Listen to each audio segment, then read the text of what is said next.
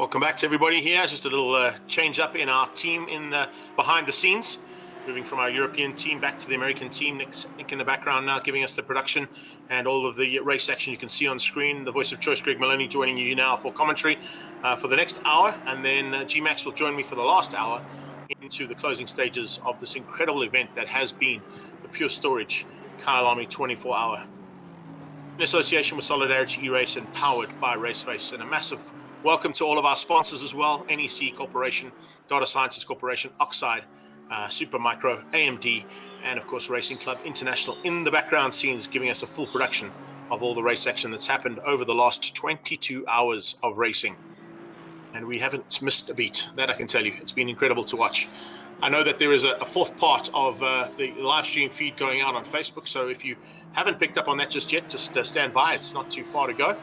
And looking forward to, of course, the last hour here on my own, and then being joined by George G-Max Smith for the last hour of racing as well of the entire 24-hour event. That is Killian Ryan Meaden, who's out front at the helm of this race. 773 laps completed for that team.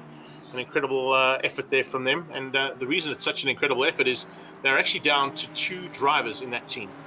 There was some issues in the evening and in the nighttime sessions and the early morning sessions where one of the drivers unfortunately had some problems, George Boothby, and the other driver involved in that team also having some issues, both on a technical side and a personal side, which unfortunately dropped them both out of the running in this team, and it's left it up to Michael and Killian to take it to the line and hopefully can hang on to the 2-lap lead that they've got over their teammates. Fuzi in the car at the moment, in the teammates' car. A little bit further back, some battles starting to rage for 11th place there, as Barbary in the Bentley looking for opportunities now to keep out the attack from Kuchi. Kuchi's just got through on him by the looks of it, and he's now looking to close that gap down again and return the favor.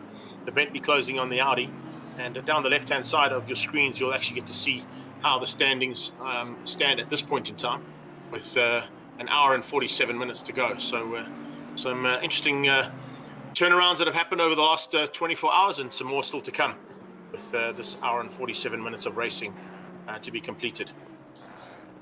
Carlo Barbary having a super run, and of course the ADA Pro Esport team have had a good run all in all. They're looking to probably get into that top 10.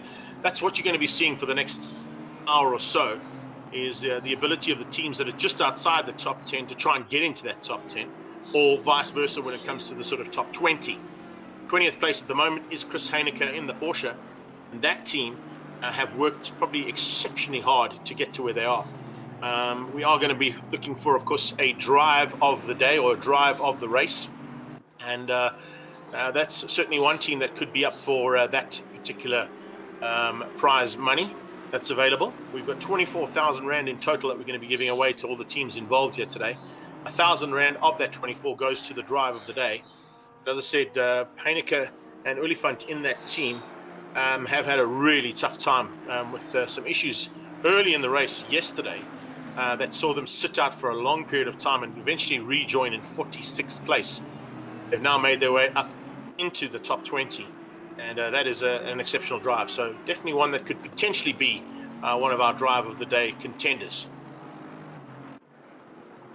It's probably at this stage who is now closing that gap down. It's come down to less or just over a second onto the Audi of Kuchi just ahead. The black and red Audi that you can see just in the foreground or the background of that shot, as the Bentley starts to close things down onto his potential change-up and getting him into the top 10 if he can get through on that Audi of Kuchi's.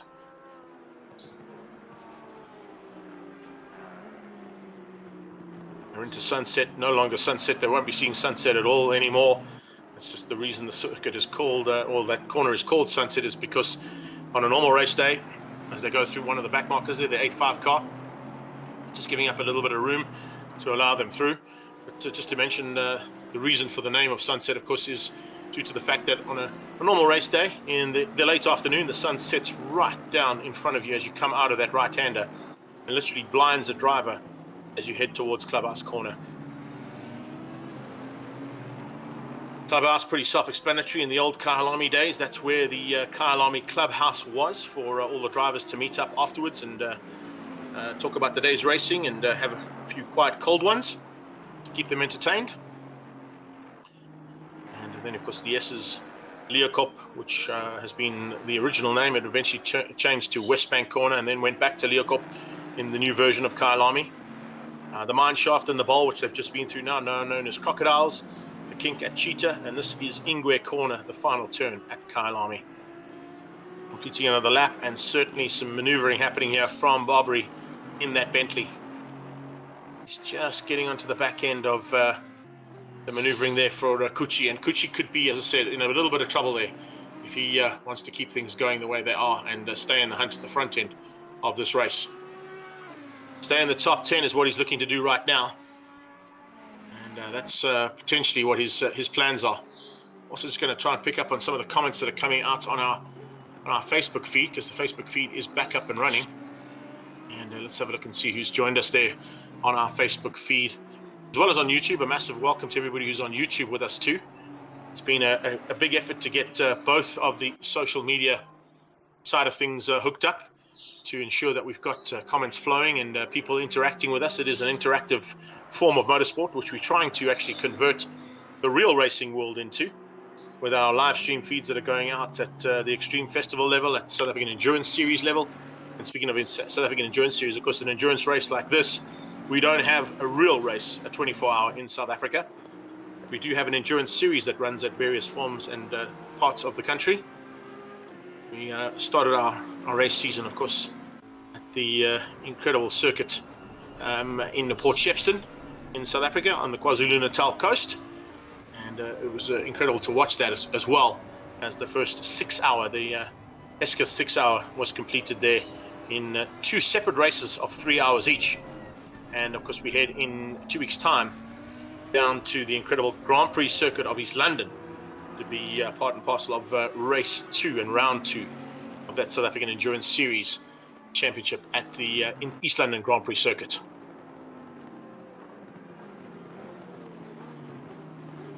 So we've got a lot closer here between the Bentley and the Audi as they get into a bit of a fight now for 10th place.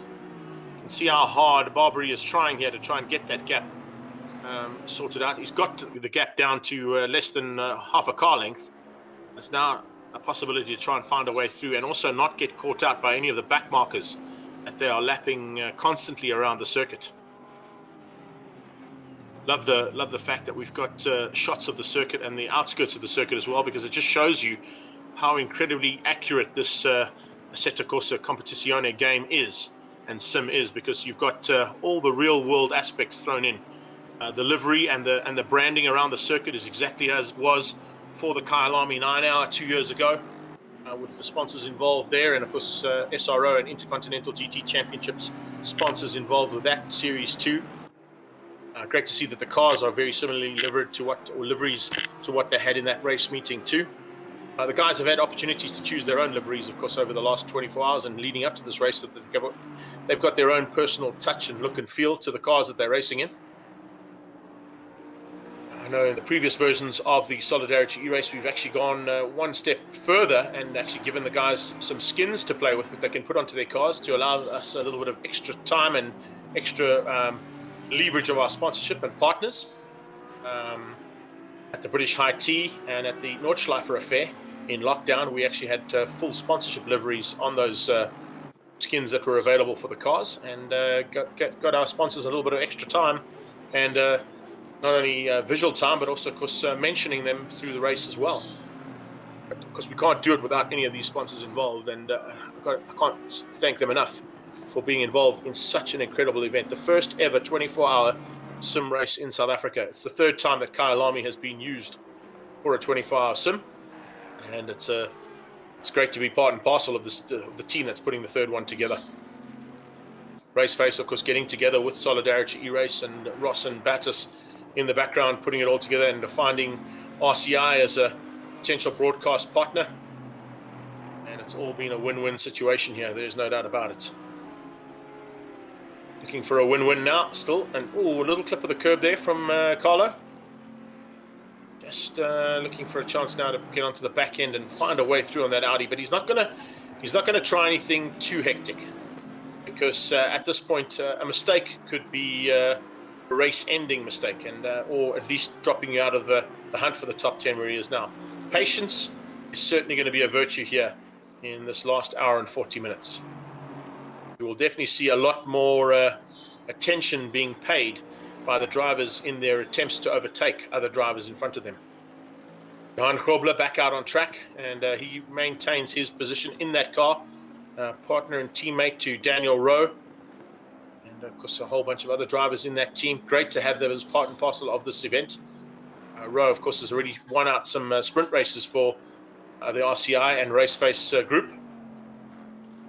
He's now, of course, got a chance of his team ending in the top 7, and in the top 10 is where a lot of guys would have hunted for. That's exactly why they are pushing as hard as they are at this stage. No worries at all, though, for the Bentley. It hasn't put a wheel wrong at all. They've had a couple of close calls and a couple of bumps and barges here and there, but on the whole, a pretty clean race for that team, the Bentley Team M Sport guys. And of course, that's the same livery as what the original driver, Jordan Pepper from South Africa, ran at the Kyalami 9 Hour last year. So certainly great to see that color back on the car.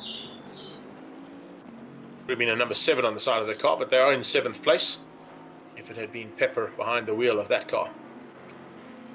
He's got a decent margin and should be able to control easily the 9-lap lead he's got. Here's the move. Barbary getting a little bit more anxious and aggressive in his attempts to get through on the Audi. Get much closer than that. As he comes up under braking, the Audi just cuts his nose off and goes defensive into Crocodiles. Watch for the cutback, though. He'll have the drive on the later apex there, but unfortunately, you can see that Kuchi knows exactly where to place that Audi to ensure that the Bentley has got no opportunity to dive through. Defensive line being taken into the final corner. No change just yet. Kuchi definitely under attack, though. Barbary doing all the attack work. Doesn't have anybody behind him, so that's probably why he's started to make his intentions known. And he wants by, and he wants by badly.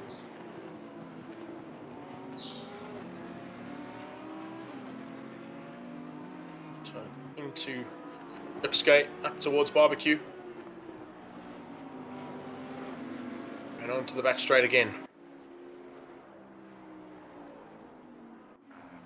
The back markers just ahead could possibly help them out a little bit. Here is our 2nd place car, Marcel Fuzi. An amazing job out there as well for the 2nd of the Sidemax Motorworks team. And has also been pretty much unscathed out there. Has found his way through on back markers like the 777 car. No worries at all as he goes past Craig Claessens. Craig's been at the wheel of the car now for well over 2 hours, so possibly going to be looking to change up the driver into the last hour and a half. Expect to see a possible pit stop from them to get them to the finish line. Joined our American commentary team at about 10:30 last night, and they were all talking about the fact that these cars would possibly need to have some kind of brake change done. Hopefully all those teams have gone into that brake change and changed the brakes on their cars so that they can run to the end without any brake issues. Certainly going to be something that they want to push for. And if that's the case, then they can get to the end and sort it all out. I know that G-Max is in the background as well and sorting out our driver interviews and winner interviews. They're going to come and join us directly after the race to chat to the winners of the race, the best placed South African team, and then of course our drive of the day or drive of the race, whoever that contender may be by the end of this one. 10-second penalty being put onto the Mumford car. That's of course G-Max's team, possibly for some kind of infraction out on circuit. The Aston Martin now having to take an extra 10 seconds the next time it comes into pit lane due to a penalty being implied onto that car. There they are, coming through Sunset Corner. So what these guys are going to start feeling, especially if I look at the drivers in the cars right now, you've got Steelvassen, Cruz, Grobler, Villen, Ali's, Anderson, Claessens, Heineke, Mumford and Daly in those top 23 that have all been in the car since the last time I jumped in to do an attempt of an Afrikaans lap, an Afrikaans commentated lap there by myself. Didn't quite work out the way I wanted it to. And well, it got our production team and other two commentators having a little giggle. Certainly Ryan Gill had a lot better attempt at his Spanish lap in the morning session. Speaking of Spanish laps, well, the opportunities here for our Carlo Barbary to get through are certainly a lot better now that he's caught onto the back end of another slower car in front. This could possibly help him out. He's going to look on the inside line here. Oh, no chance of that happening as the Audi goes defensive. Going to try drive around the outside. It'll give him the inside line for Yuxke. No, he just can't quite get that car up the inside and make the move stick. Two flags waving there for the slower car in front. I think it's the Porsche that they're coming up on. Just warning. No, it's not. It's the Bentley. I beg your pardon. They've got through on the Porsche. There's the Porsche. He's moved to the side. Yeah, the Bentley they're coming up on, of course, will be now showing those yellow flags saying that the quicker cars are coming through. Here's an outside line. Watch for the cutback. Oh, the Audi stays on the inside line. Oh, there's tag. There you go. The frustration eventually had to happen. There had to be some kind of contact at some point. The Audi going the wrong way around the circuit, getting out of harm's way very quickly. Carlo Barbary has got back in. Let's have a look at that one more time. They come down towards Clubhouse Corner. Wide line from Barbary to try and find. He's going to try the cutback, but as he goes for the cutback, of course, the Audi stays there. He tags the Audi. The Audi comes back at him, and he clips the back end of the Bentley. So those two cars coming together unceremoniously, big time, as they go down the short straight to the S's. It has given Barbary 9th place. But I wonder if the stewards are going to have a look at that and see who was at fault. I don't think many people were at fault there. The Bentley certainly came the cutback on the line that he had and tried to hold. And unfortunately, it was a little tag between himself and the car he was fighting with there, Kuchi, who's now dropped behind. Is that the 97 car? Yes, it is. So our second place car now behind Carlo Barbary. He's going to be given a blue flag, and he allows the second place machine, that Audi, to come through and take another lap on him.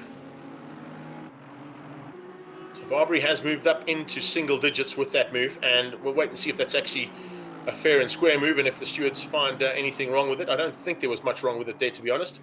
A little racing incident is how I would call it. Milton Steelvassen still out on circuit for MSV Racing. That 962 Aston Martin still circulating in the top 5. Didn't think we'd see it in the top 5 after a couple of incidents yesterday, but it is all about consistency and staying out, pushing as hard as you can for as long as you can. Steelvassen now going through Sunset. Can't wait to see whether or not we're going to be able to get exactly what we see on the side of this track by the end of the year for the Kyalami 9-hour. It happens here at Kyalami Grand Prix circuit for real, and hopefully with some spectator value to it as well. Right now, no spectators at any motorsport, as we all know. Although Formula 1 and MotoGP, I know, are working frantically to try and resolve that and give opportunities for spectators to come back again. Lights flashing there for Grobler as he heads across the line. Just warning the cars in front of him that he's coming. He doesn't want to be hindered too badly by any of the back markers that could potentially spoil his day. So he's given very early warning to the cars in front as he starts to close them down.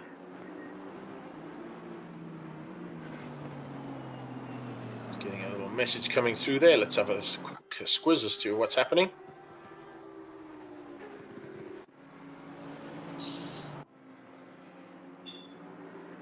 All good on that side. That's great. So we continue with our action here.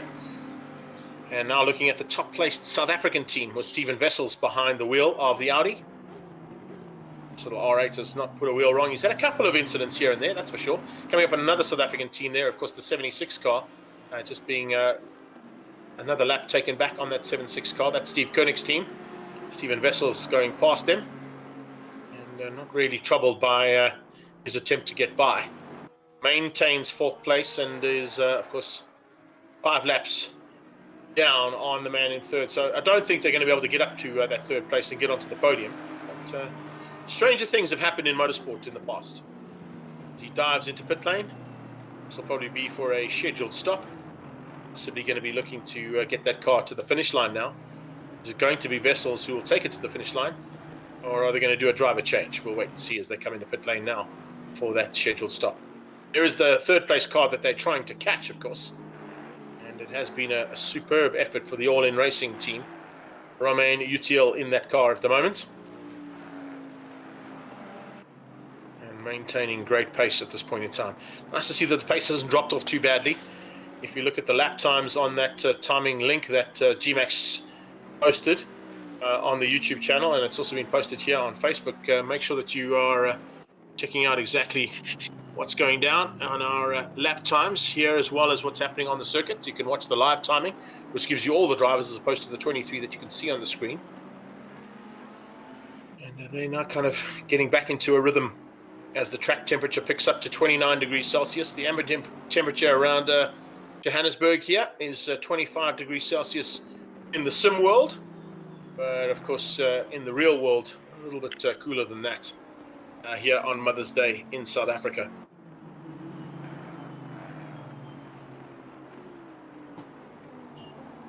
Still just piloting that machine around. This is Ricardo Cruz. He's of course down in 6th place for the Ragioli Racing EGA team. Gold Audi has also had a really great race, and on a few occasions was in some big scraps for positions out on circuit. Now with a nice margin to attempt to keep in control. But as you see, coming into an hour and 28 minutes to go, we've got a little bit of a charge coming from JC Krobler in the background there in the Bentley. So if you see this car crossing the line, maybe we get a long shot of it getting down towards turn 2. That's the shot we want. Just watch in the background. Just in the background there, and possibly into the shot comes the Bentley there. Yeah, just in the back. 3 cars back is that Bentley of Krobler. 5.5 seconds adrift. So could be a bit of a fight on here for 6th place if Krobler has got any intentions of closing in on the back end of Cruz. The Lamborghini and then the Bentley just behind that. So that's the one we're definitely going to keep an eye on. Sean Stratham, Logistical Nightmare Team 1. And running in 11th place at this point. 29 seconds back. And a little bit of work to be done there for Stratham if he wants to get into the top 10. I don't know if that's doable just yet, but we'll also watch out for that. So we've got a 6th and 7th place final bit of contenders out there, and possibly a 9, 10 and 11th place race in contention as well there between Barbary Cucci, possibly Sean Stratham that we're seeing in shot right now. And so they come across the line to complete another lap. That's 786 laps completed. We're certainly going to get way over the 800 laps completed mark in the rain. I heard from our broadcast team from Europe and the States in the rain at the Kyalami 24-hour that they hosted.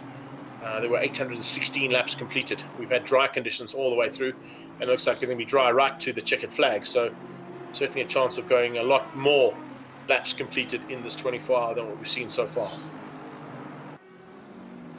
Gucci looking to close that gap again. Trying to use some of the back markers and contenders to give him a little bit of assistance to close in on Barbary in the Bentley.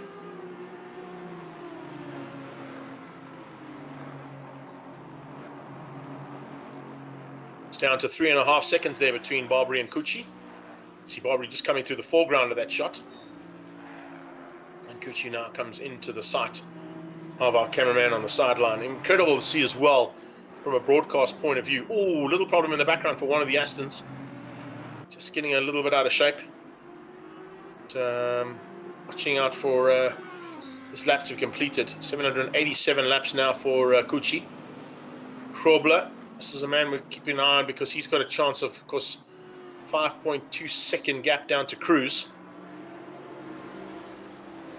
Is there going to be a chance there for Krobler to maybe make it up into the top 6? A great effort there from that team, as well as they come under braking for Leocop. On the inside of the Lamborghini, getting through on Jordan Daly. Beg your pardon, as they come through. And down onto the mine shaft again. Two Bentleys and a Lamborghini in full flight, always nice to see. They're looking to try and get through on that second Bentley. I think that may be Runart in the 88 machine there. He's currently in 8th place. So that was 7th place, taking another lap back on the 8th place car and putting 10 laps between them. That must be pretty disheartening at this point in time. Trevor Anderson into the pits. 221 Aston Martin. Redline Racing League coming into the pits now. Will this possibly be their final pit stop as well, with an hour and 24 minutes to go?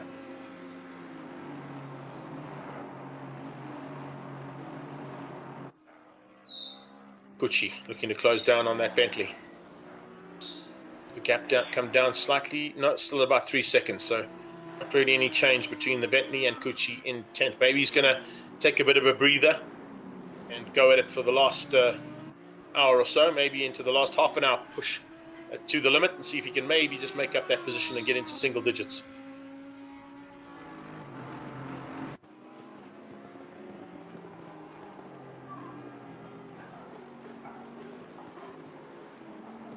On the brakes down into Crowthorne Corner and can see the Bentley up the road. So he just wants to keep him in sight. Craig Claasen's coming in. I wonder if this is going to be for a change-up in driver as well. He's been in the car for a long time. Let's see if he's able to get that all sorted out. The SRMC team. Back to our leader. He's in amongst some of the back markers again. Just controlling things from the front there. Just really an epic drive here from these guys. They didn't lead initially. They, of course, were on pole, but they didn't lead out initially. The initial leaders had some issues of their own and had to pull out due to some technical difficulties that they found, the GTWR team. But since this team at the front, despite the two drivers' inabilities to get back in the car and leaving it to 2 of the 4 drivers entered, they're still in with a chance here of doing the possibly unthinkable. 3 24 hours in a row, back-to-back victories for this team if they keep it all together for the next hour and 22 minutes. It certainly looks like that's what they want to do.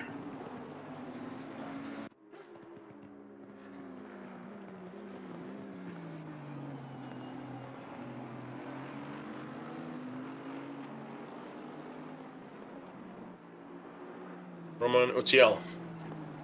Nice run here from him. Maintaining some good lap times that will just keep him out of harm's way. Coming up on back markers, timing his overtaking maneuvers on the back markers to ensure that he doesn't get into any more trouble. And you see, that's what you want to be avoiding. You want to be staying out of harm's way in case something like that happens. A car in front of you making a mistake and possibly spoiling your day, or coming in across the circuit where you don't expect them to come across the circuit. So it's going to be a little bit more wary driving out of the top 3, that's for sure, possibly out of the top 10. If you're into that battle for the top 20 or into the battle for the top 30, there may be a lot less courteous driving and maybe some risk versus reward or reward versus risk thoughts going through the drivers' heads. Do they go for the overtaking maneuver or do they hang back and wait for it? Patience is certainly a massive aspect of the racing right now for these guys. Back to Krobler as he completes another lap. That's 789 laps. We're coming up to 790 laps to be completed by the leader, and that won't be too far away. He's up towards the top end of the circuit. In fact, he's down into the bottom end of the circuit right now. We're watching, of course, Krobler as he comes through. It's Yuxka and Barbecue, negotiated with no issues. Bringing along the ride for the rider, another Bentley in the background. 2 of them following him and using the lines that Krobler is using. Maybe learning a little bit from the guy in front of you. It's not a bad thing to be out in the car and experience what the quicker drivers can do. We've heard it on numerous occasions, the chat about how pro these drivers are at the front end of the field. Some of them even alien-esque in their abilities to get the cars around in such great lap times. Greg, that's exactly what they're doing. Gee, you're in the house. I am back. I've made Brilliant. our provisions to make sure that we'll be able to get all our winning teams through here. First place, second place, and third place interviews. Hopefully all lined up and ready to go once we reach the checkered flag. And then, of course, our best place finishing South African team. We want to hear from them as well. And then, of course, the drive of the day vote that we've all been sort of keeping at the back of our minds. Also going to be up there for an interview. Hopefully get all of those gentlemen and ladies, if they've got some mixed teams coming through, then to come through and have a chat with us once the race is done. Sounds good to me, man. I'm so glad you're behind the scenes. Thank you for that. Much appreciated. Not much has changed. We have got a bit of a fight on for 6th and 7th place, which we've been concentrating a little bit. We're looking at our leader at this stage, one of 2 drivers of the 4. Krobler, as I said, with about 3.2 seconds to try and make up on Cruz. And then the other one, of course, is Barbary and Kuchi, which is about 3.5 seconds for honours in the top 10. So you've got to fight for sort of 6th and 7th place, which could start to become a bit of a factor. You can see the Cruise car going through there, 11 gold Audi, and that is Krobler at the wheel of the Bentley, not too far behind him. It's about the short straight between Clubhouse and S's. That is the gap that can be seen at this point. You'll see it now. There it is. There is the gap between 6th and 7th place. And it's pretty similar gap there for 9th and 10th place a bit further back. That's kind of the battle we've been concentrating on for the last sort of 45 minutes or so. I mean, it's all kind of to play for now in terms of getting a little bit higher up on that prize breakdown. Greg, I don't know, have you sort of run down through what's up for grabs for these teams no, at the moment? I have kind of mentioned that there's a prize fund of 24,000 Rand in total. 3.5 of that, of course, will go to the Super Pole winners, which are, of course, at this stage sitting at the front end of the field as well. So not looking too shabby. But the other factor, of course, is to bring in the prize money is 7,000 Rand for first place, 4,500 Rand for second place, 3,000 Rand for third, 2,000 for fourth, 1,000 for fifth, 700 for sixth place, 600 for seventh place, 500 for eighth, 400 for 9, and 300 Rand for 10th place. That's the prize fund. And then, of course, an additional 1,000 Rand going to the team that takes the drive of the day or the drive of the race, which, of course, we'll announce just at the end or close to the end of the proceedings here today. I think from my standpoint, I think one of the best elements to sort of approach that drive of the day, because it's been such a long 24-hour race, only 23 hours we've seen, and we've got an hour and 17 minutes to go. So I think sort of where I would put my names forward would come down from the team that probably made up the most positions from the start of the race to the conclusion. So I think, we've got a couple of teams in the contention there. There's still an hour and 17 minutes to go. So those teams still have to get it across the line before we can actually finalize that kind of a vote, in my opinion. So in the background, it has to, I think it has to be a team that actually finishes. It won't go to a team that sort of put in an effort and then at the last minute, unfortunately, fell out. That would be sort of not conducive to the drive of the day, because the drive of the day needs to ensure that you actually finish the drive. Agreed. So I kind of like that sort of approach to doing it that way. It's not a biased thing. It's purely coming down to how many positions teams have made up from the start, where they qualified and where they will be finishing. They have to finish. It's critical then for them to see it to the checkered flag. Krobler's still hunting down this, of course, the Hybrid Academy with Daniel Rowe at the captain end of the field, and Arno Visagie, Tariq Adam, and of course Johan Krobler, teammates in that car. All talented drivers, and for me, just emerging talents. I talked about it a little bit earlier on. I've talked about a lot of things in this 24-hour race, but certainly a team that I want to see more coming out of is the Hybrid Academy, and good to see them up within the in the top 10. And to have 2 South African entries coming through in the top 10. This is an international event as well, incorporating sort of the best talent that we could sort of attract into the event. And it's been good to see just how the South African teams do stack up against those teams. Yeah, of course. It's a phenomenal effort that they've put in there, and no doubt about that they could potentially be looking at this as a There's a long-standing relationship between all the parties involved: RaceFace Solidarity, Racing Club International, and of course the sponsors involved. So if that's the case, then we can keep it all together and going for all the time, and hopefully make up an annual event out of this. It would be certainly well worth the effort being put in by everybody behind the scenes. I'm just picking up on a few of the sort of comments you've made about that, and looking at how things stand at this point in time. One team that I'm trying to see as to where they've ended up from their start positions was, of course, the car we were watching a few seconds ago there in Grobler with his teammate Daniel Rowe, how far they've made up ground. The other car, of course, that I sort of mentioned in commentary, I'm not quite sure if you heard it while you were working in the background, was the fact that the Porsche team of Chris Heineke and Oliphant, having been out for nearly an hour and 45 minutes yesterday, starting in 46th position when they eventually returned to the track, and currently sitting, I think it's in the 20th or 19th place overall, also must be in the running for an invaluable effort in their attempt to get back to the front of the field. For sure. I think all of those sort of contenders are up there. The Hybrid Academy that you were talking about, they actually started in P11, so just outside the top 10. And they've managed to just hold themselves, get inside the top 10. PWSR, of course, started in second, then fell all the way down the grid. That's the team with Heineke and, of course, the likes of Leslie Oliphant and Alan Patterson, as well as Kieran Patterson in it.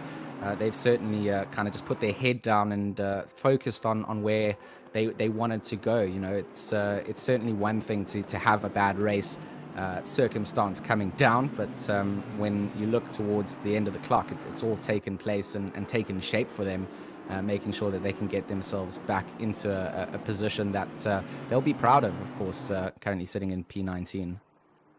You know, I like the fact that we've just had some information sent our way. At this point in time, drive of the day, teams in the running could possibly be the Redline Racing League. They've made up 15 positions from their original starting position.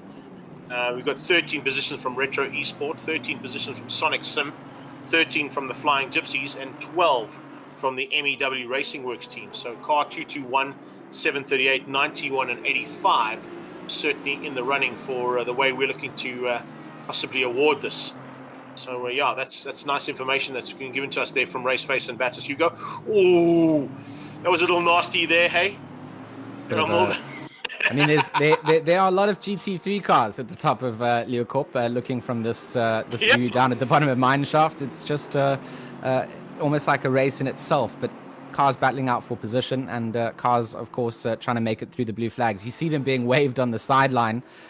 Drivers will be aware inside their cars of who they're taking a battle against. But for Mulder in that number 24 Bentley, it's 2 seconds gap down to the back of the lone BMW M6 on the grid. So trying to just catch up and see if the BWR Viper, or sorry, this is the BWR Griffins entry, if they can get themselves something done before we see the conclusion of the race. So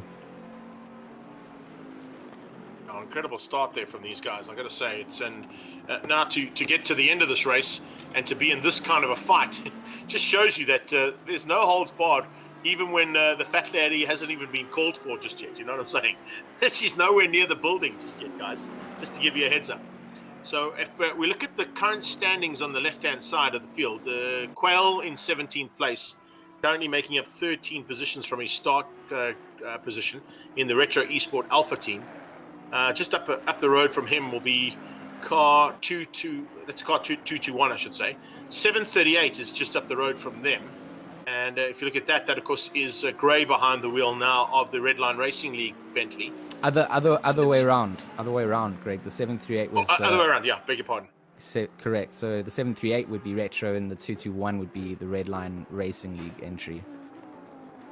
Yeah, but what I'm saying is the way that they stand at this point in time, Redline Racing League is ahead of the Retro Esports Alpha team, and despite them only making up 13 positions, they are ahead on the racetrack, which is another factor that we have to bring in. You know, they've made up a certain amount of ground and X amount of positions from their start position on the grid. have they finished up ahead of the other cars in contention? That's another factor that we need to look at. I think good observations coming out as well from our YouTube chat comments. I know you're monitoring on the Facebook side. JC Grobler, of course, from Arashi Racing, just highlighting that for that Hybrid Academy team, piloted or captained out by Daniel Rowe, they also had a disconnect, and that put them down a long way in the field, and they've had to sort of make up a lot of positions to get themselves up into P7. So, even the choice of maybe Hybrid Academy featuring up their PWSR, having to climb back through the field, those two teams certainly not just based on where they started the race to begin with, but having to overcome the adversities of having some of those disconnect issues, also being, in contention for maybe getting a drive of the day. And certainly if they can get themselves into the top 6, that will be a firm favorite, I think, amongst a lot of the drivers and teams in the background. And they would kind of attest to what we would say is a drive of the race or a drive of the day coming out of that team that we're watching right now across the line. Super effort there from them as they head down towards Crowthorne Corner again, starting to close in rapidly now on Cruz just up the road. So the battle is on here for 6th and 7th place, with an hour and 9 minutes to go. An hour and 9 minutes to go. I never thought that we'd be at this stage of the 24-hour. When we started things out, Greg, it was certainly something that I kind of highlighted in my head. We would get here at some point, and as we get closer and closer to that checkered flag, I know that a lot of the teams here will be on that final push. They've been motivated for a long time of driving and swapping those cars out, giving it into your teammates' hands, putting some trust into your teammates' ability to be able to, even be able to get a little bit of shut-eye if you can. We heard from JC Grobler. He came through, just let us know that they were kind of taking 30-minute power naps. We obviously haven't had all the teams coming through for interviews, but it's certainly been interesting, the feedback that we have had from the drivers coming through. It certainly has. I love the interviews that the guys are pulling in the late night shift there with yourself and Rai, and as well as with Mike and Jesse. The insight that you guys have got, and of course the personal knowledge and personal friendships that you've made over the years being involved in the sim racing world. It's like when I'm on the side of a racetrack and I'm doing live commentary, or I'm doing a live stream commentary, or even live television commentary. The ability to sort of have that race driver's contact, or a possible contact that you can find out more information about what's happened out on track or what's happened to the driver is vital. And it just gives you that personal touch as a commentator to say, these are just real people that just like you and I, they get up in the morning and they go to work and they do what they do, but they can maybe drive a car a bit quicker than we can, or get into a sim racing car and do a slightly better job than most people can. But at the end of the day, to have them on a WhatsApp or on a SMS or on a straight call basis where you can go, listen, what happened? And you get that feedback almost instantaneously, just makes our job, and of course the interaction that we've got with people on social media, that much more valuable. Talking about SMSs, Greg, the only time I get those are when debit orders come off my accounts. Yeah, no, I'm talking about the old school drivers here in South Africa. Some of them are still on SMS. They haven't gone to WhatsApp just yet. They haven't gone onto Telegram or anything like that. So it's just the old school guys I'm talking about out there. But most of those old school guys, to be honest with you, have got some form of smart device now. And an interesting story, which I'd love to share with you, of course, heading to the East London Grand Prix circuit in 2 weeks' time for the South African Endurance Series race, round number 2, was the fact that we were there 2 years ago, and a outright lap record around that circuit was broken by Stuart White, who of course you would probably recognize the name from as one of SA's finest export drivers, and part of the Sauber F1 team development squad, and now part of a Bentley racing team in the Intercontinental GT support series. But he broke the lap record in an LMP2 Ginetta. And we were chatting about how awesome it was to have that lap record broken for the first time. I think it was in about 60 years. And the man who set the outright lap record, a certain Mr. Schechter, Ian, not Jody, jumped in on our live stream and actually showed us the original timesheet which he'd kept from that race and posted it into the comments section. And of course, then the banter just went wild. It was incredible. It was really, really cool. It's so cool to get your feedback on these kind of things as well, Greg. I mean, you've got a lot of experience in the real live motorsport world, and it's always cool to kind of get a little bit more insight into the behind the scenes and how these things all sort of function out. As you know, from my side, it's mostly just been around this gaming and sim racing scene, and I think it's an honor and a privilege to be able to share the box with you.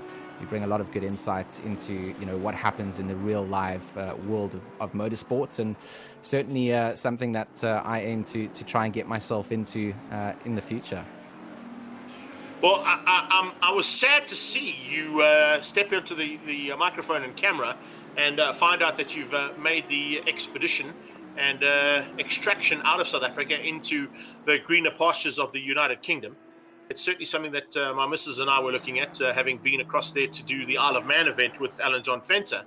But needless to say, whenever you're back home, when we know this is your home, but I know that you're making your new home in the UK, when you come back to the awesome pastures here in South Africa, I can't wait to get you right side at one of the events that we do around the country. And of course, with things opening up here on a bigger scale, and with the more opportunities to have some more people involved, it's the likes of yourself and Clark.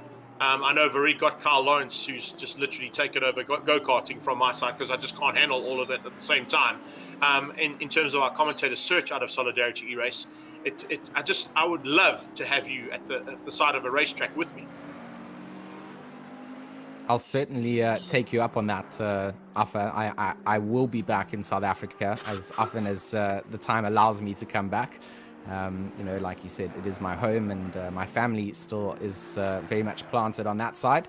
So when I do get the opportunities to come back on that side, I'll hit you up, and maybe we can make a plan for something like that to happen. We see the Sidemax Motorworks number 97 peeling into the pit box. Killian Ryan Meenan in the front running Sidemax Motorworks car, that number 96. They've just completed 800 laps here, so we have hit that 800 lap mark, and still with an hour to go. We have plenty of laps still to go. Yeah, I think so. If you look at the first hour of this race, I think we completed just under 100 laps. But of course, that was with a lot of traffic and a lot of clean air initially for those first cars to get out front and put in some hot laps at the front.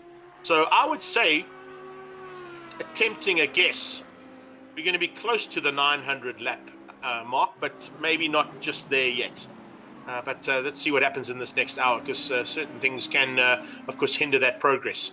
I am going to once again say to you, as soon as you hit the ground and you are in South Africa, the first WhatsApp besides to your family is to me, please, to say what's happening on the motorsport scene. Where can I come and talk, what we say in Afrikaans, that K-A-K word with me as much as possible.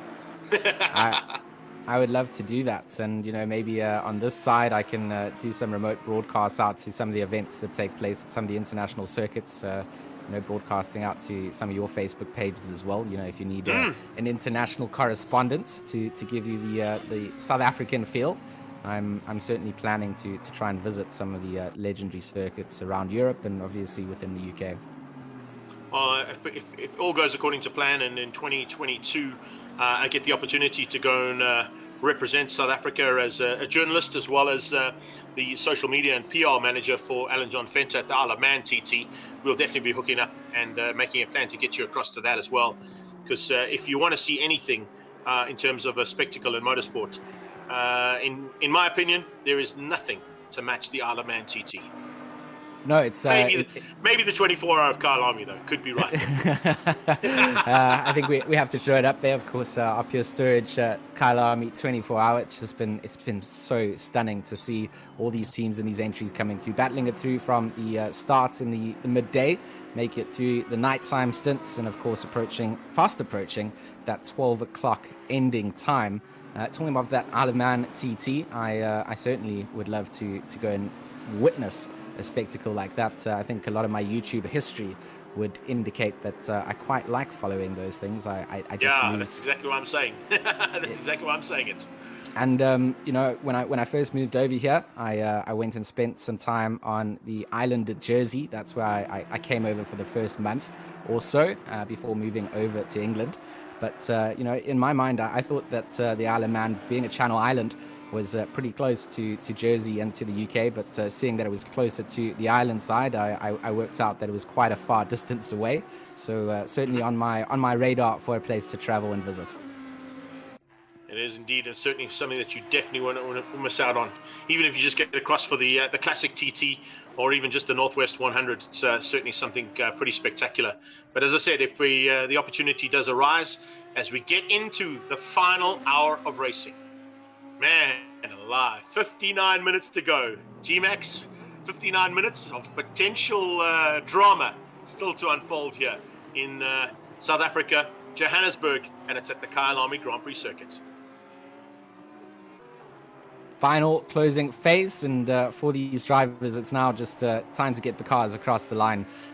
Lots of the battles have sort of been sorted out in the duration of the 24 hours of racing that, or 23 hours of racing that they've been doing. And for some of the teams, of course, there are close gaps that they could maybe close down, maybe some pit stops that are going to factor in where maybe a team was just outside of a different strategy, may be able to close out. But certainly if you look at the timing sheets, some big gaps between the teams too. So we can't discount the fact that a lot of these teams have just been putting in hard work for the whole race, not leaving things to the last minute like I used to leave my Afrikaans homework. Or my Spanish. Listen, G, I'm going to ask you one favor. My queen is about to leave the garage, so there's going to be a bit of background noise. So I'm just going to mute myself out for 2 seconds and let her just get out of harm's way, and I'll come back and join you in about a minute's time. Totally cool. So having a look here at Brian Lewis from the Arashi Racing team. He's back in that car, and of course, good work, good job being done by the co-pilots, Vessels and Krobler, getting themselves up into this P4 spot. They've got quite a way to go to try and get themselves onto the podium. So we had a little chat to JC Krobler earlier. He let us know that they'd be happy to just wrap things up in this sort of a spot, defend it, not get themselves further down the field. A little flash of the lights coming down to the braking zone for Crowthorne, that left-hander. Seen many incidents take place here. Guys looping it around, a couple of contacts coming through. But that flash of the lights, if you are joining us late into the broadcast, just a heads up to the drivers that are around them to let them know that they will be coming to make the overtake when you are getting blue flagged. Just giving the space, just lifting off, being predictable. Always the name of the game for the Arashi Racing team. They've had a stunning drive. Just a 3-man team, the smallest of the teams allowed in the minimum entry for position, and allowing them to sort of share that entire 23-hour stint between themselves. As far as we understand, Brian Lewis will be the driver that finishes off the stint. And in terms of interviews, when we finish things off, we're hoping to get the top finishing South African team in here, as well as winning interviews with teams in first, second, and third. As those places stand, they almost seem wrapped up to take place without them, bar them having a disconnect at some stage. We had word as well from our race organizer, Bertus Hugo, in the background, that Malinowski doesn't have to do an additional lap in that number 96 lead car. He has completed 1 lap so far. And looking at this IDA Pro Esport number 158 entry, Emmanuel Cardinali is, in terms of gaps behind, just 1.3 seconds behind the likes of Rideau in that number 88 Bentley. So Bentley on Bentley action coming shortly as they head down into Clubhouse.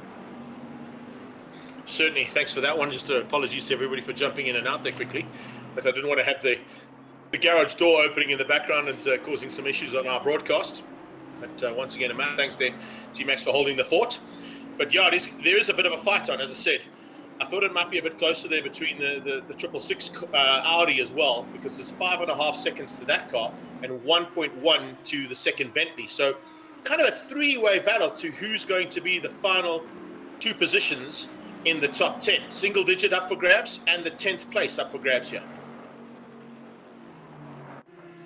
And I mean, that prize money that comes through, I mean, if you're outside of that top 10, you're not going to score anything. You come in 10th, you get a little splash of cash into the back pocket, certainly enough to just have a celebratory drink or two. But as you look up towards the prize-paying positions, it does sort of benefit you to finish higher up the order. So you're always going to be pushing, always going to try and have that drive. And right now, the IDA Pro Esports 158 Bentley making good pace on catching up to that number 88, getting that gap down from 1.3 seconds now to just short of 9/10. And as we see them coming through, looking very stable too in that entry. So, commentators curse, getting a bit of loose out of barbecue. Yeah. We see the back end just heart skipping a beat, but keeping it pointed the right way and able to continue the chase down. But those small little mistakes, those are the tenths that can be costly when you look at the checkered flag at the end of the race. Think, we could have caught them. We could have maybe done a little bit more. But whilst you're in that 1 second space, so many opportunities to get a move done. The moves are going to be the crucial moves now. It's moves that won't cost you any more time on track or make you make a mistake that you don't want to be doing at this point of the race.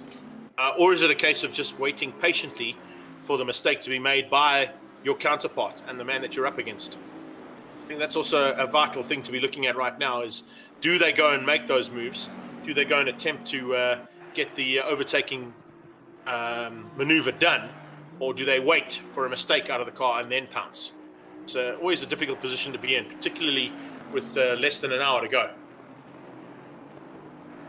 Can't push too hard either. You got to be very careful of that double-edged sword. You want to make up a place, but pushing too hard and making a mistake here can put your entry into the wall, and you're just going to lose time on making up those positions. So both of those Bentleys actually catching up to the BBR Racing 666 entry.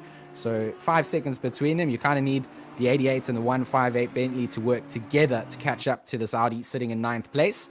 And for Grunwald, he kind of wants them to get into a scrap themselves and cost them time on catching up to him. Yeah, and that's exactly what Grunwald is attempting not to happen. He wants to try and put some traffic between himself and those two hard-charging Bentleys behind him. Grunwald, though, of course, now into the last part of this race and has probably been given the duties to take it to the checkered flag, is going to have to be very wary about the intentions being shown there from both of those Bentleys on his tail. And they'll be watching those gaps pretty crucially right now, and probably with the big microscope out there to ensure that nothing goes wrong for their potential single-digit figure finish up here for the Audi team. Just eyes down, not looking into the rearview mirror, trying to just avoid thinking about what could potentially happen if they do catch up to you. I think that's where they're going to be focused on. And for Richard Grunwald, just doing exactly that. Drive-through penalty for Franco Joubert. As is it Franco Joubert? I think it's Franco Joubert, yeah. Franco Joubert. I heard you giving our American commentary team some we gave the American lessons. guys a bit of fun there as well, yeah. We didn't. They gave me hell about Jose Jorge's. Jose Jorge. That's, yeah, so I had to go with that one. I also I butcher that every time I commentate on someone that looks like they've got my second name or my first name as their it confuses me as well. So exactly. It's difficult to get all the pronunciation right of drivers and teams. It's sort of in the nature. Once you get corrected, you can only try your best to keep them impressed. But that's kind of part of commentary and mastering the art of learning drivers and names, I suppose. Correct. But also to take no knock on our side, there was a call from Solidarity E-Race to all of the drivers to send us that information. Send us vital information about who you are, what you do, where you come from, where you're based, who your teams are, where, all that the sort of background information, which comes into play now. When you're into the middle of the race and there's nothing happening, you want that ability to draw on that information. And then, of course, the other option that was sent to them is please send us a sort of a phonetic way of pronouncing your name. So is it Cardinal or is it Cardinal? Is it Radloff or Radloff? Is it Heron or Huron? We got to take those into account. And I mentioned it to both Mike and Jesse, saying, it's always lovely to hear when somebody walks up to you and says, "Oh, by the way, my name is George Smith," and you've been pronouncing it as Smythe for the last 5 years. thanks for that, Greg. I'm like, well, have you had the ability to talk to me in the last 5 years? Yes, you have. You could have told me that 5 years ago. It's certainly something that's happened multiple times before. I saw the Americans teaching you how to say Chamley's name as well, which for months I was calling it Sholmandili, and I felt quite embarrassed when his supporters came in and told us how to say it.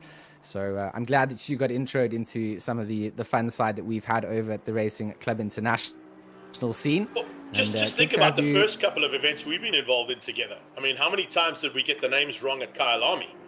And you were one of the guys who jumped in and said, oh, by the way, it's, I can't even remember the driver's name. Absmeyer we got right, but there were a couple of the local sort of top contenders that we got completely wrong. We still get Absmeyer's name wrong. It's Absmeyer. You've got to roll it. Absmeyer. Okay, so there's a mayor. Could have a little roll on the R there. But there was another guy as well that was involved in our first event that we sort of had Bruno Cadley. That's it. Cadley. That's the very guy. That's the one. Sasha and I could just not get that right. It was yeah, exactly. Well, I mean, to be honest, even over on the 80K Pro Series, they often get his name wrong as well. And it's a bit of fun. If you go and check Bruno's Twitter account out, shout out to Bruno, one of my pro drivers at WRG. He kind of says that no, he doesn't have Twitter, and he calls himself Bruno No Twitter, and then Bruno Cuddly is his surname there, like literally Cuddly. So Cuddly, yes, it's Cuddly. just playing with it, and Ian McKenzie helping us out in the YouTube chat with remembering such good memories. Ross throwing a couple out on the WhatsApp as well to me, saying, it was when we thought the two Kruger boys were brothers, but they're actually not even related. They don't even live in the same town. So we do get it wrong on occasion, but we try and get it right as many times as possible, and that's part of the entertainment that can happen over 24 hours, and more entertainment coming your way as the two Bentleys are now half a second apart. They are half a second apart. They've also eaten into that 5-second gap that 666 Audi had, and dropped that down to 3 seconds. So both the big boats making progress on the racing circuit, and together looking to maybe get themselves both into the top 10. That 666 Audi going to be well aware that the pressure is coming down, and very shortly we'll start to see them all in shot. Yeah, it's not too far away from getting all three cars in the same shot, that's for sure. I love the way that you've gotten onto the boat side of things. I know that our young compatriot was mentioning that he sort of refers to the Bentleys as the big boats out on track. It's kind of indicative of the racing that happens at Swartkops Raceway here in South Africa at the beginning of each of the seasons. We missed out on the first one this year with the Passion for Speed Festival being postponed to the middle of June.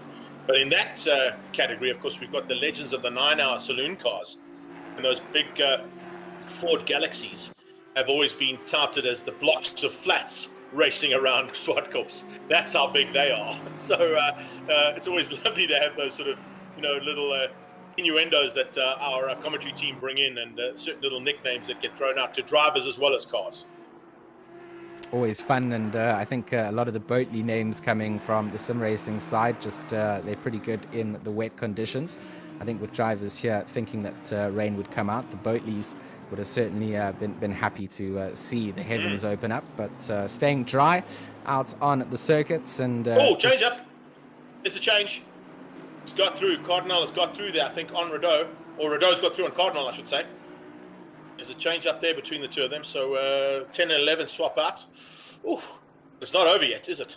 It's still brewing up. I think the 158 Cardinali is still catching up to Rideau, isn't it? So he had a look though, and it looked like he got through. Yeah, I think just before that there was a change up between the two of them, but it's not over yet. These two are going to go at it, and I think this is certainly one of the battles we're going to concentrate on into the closing stages.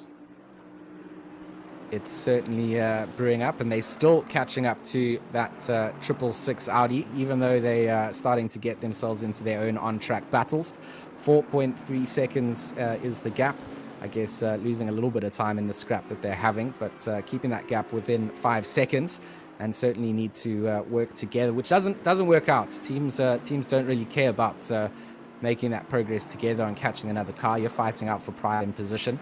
And of course, Rideau sitting in that final prize paying position, they were going to want to defend that. If they don't catch up to the Audi, that's okay, but they certainly don't want Emmanuel Cardinale to be able to get through. Let's have a look and see as they come onto the front straight, on the main straight now, heading down the hill, probably the long shot down towards the Crowthorne corner at turn 2.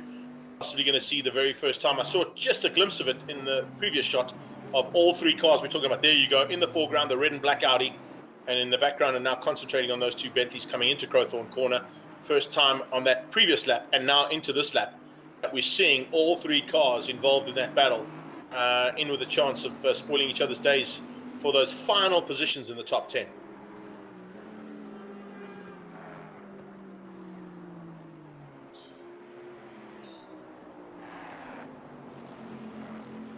Bentley's continuing to fight it out as they come out of Sunset and back down towards Clubhouse corner. Pressure is certainly on Rideau. A lot less pressure coming in form of this man, Emanuele Cardinale, who's on our onboard shot right now as we go through the S's, heading up towards Leeuwkop. You can see just the cars up the front end there. That, of course, is Grunwald in the Audi. And both of these Bentleys are trying to catch to take that single digit away from him. I wonder if there'd be any communication between these 2 Bentley teams saying, listen, I know we're fighting hard here for our own positions on track, but let's maybe work together until we get to the Audi, and then it's every man for himself.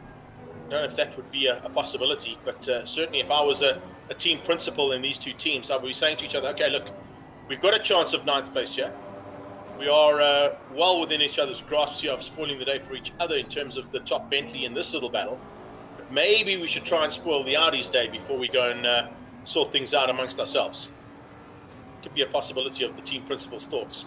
Straight him into the pits, just in the background, watching him go in. He's, of course, in 11th place.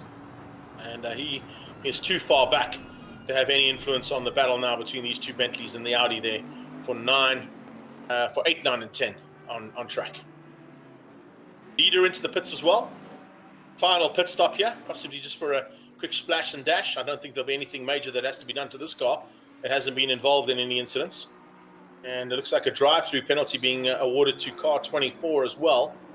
I'm not quite sure, probably for exceeding track limits. It's probably reasons that those will be given up now as they get into the thick of it. George is jumping out and heading into the steward's room to sort out a couple of things, I'm sure, to ensure that we are back up and running by the time we get to the end of 42 minutes of racing left to go. And still a huge fight here between the 2 Bentleys as they head up the hill. They can see the Audi now. The Audi is the next car in their sights. So as I said, I wonder if there was a bit of communication there between the team principals of these 2 Bentleys saying, listen, let's work together until we get up to the Audi. And then let's make it a 3-way fight for what is going to be 9th and 10th place, 8, 9, and 10th place on track. 2 single-digit figures up for grabs, and of course, the elusive top 10 finish for all 3 cars. They're in the top 10, but it's how they're going to finish up in that top 10 now. Sorry about that, Greg. Just having a little technical difficulty of my own there. Hopefully you can hear me loud and clear again. I can. There's a little bit of an echo, so you may just want to mute one of those inputs that you've got. There's a bit of echo there for you. Okay, I should all be muted up, and there we go. Perfect. There you go. Got you 100% now. Phew, my heart dropped as I just saw everything freeze up on my side, and thought, no, this can't be after a 24-hour race. This can't be the way that things end. So I'm glad to still get back in, see that the Bentleys are still fighting. I honestly, my heart sank inside my body. I'm glad that it has come back to normal. I'm glad to see that we still got that battle taking place here between the Bentleys as they try and catch up to that 666 Audi. I believe this is the closest on-track battle. Yeah, there he is right there. The Audi goes through Sunset, followed by the 2 Bentleys. There's literally about 1.4 seconds between those 3 cars. And the battle is on. I was just saying, when you jumped out, and I'll just reiterate it just to get your comment on it, do you think there may have been some communication between the 2 team principals of the Bentley team saying, listen, let's work together until we get to that Audi, and then every man for himself? No, I do not think that they've thought about that. So I think these 2 teams are fighting it out, and the 2 of them, if they catch the team, they catch the team. But I like to believe in my narrative that drivers do work together to catch up to a car in front. But I think it goes down to really where you want to finish when the checkered flag drops down. And at this stage of the race, probably not that communication coming down. Not that communication either.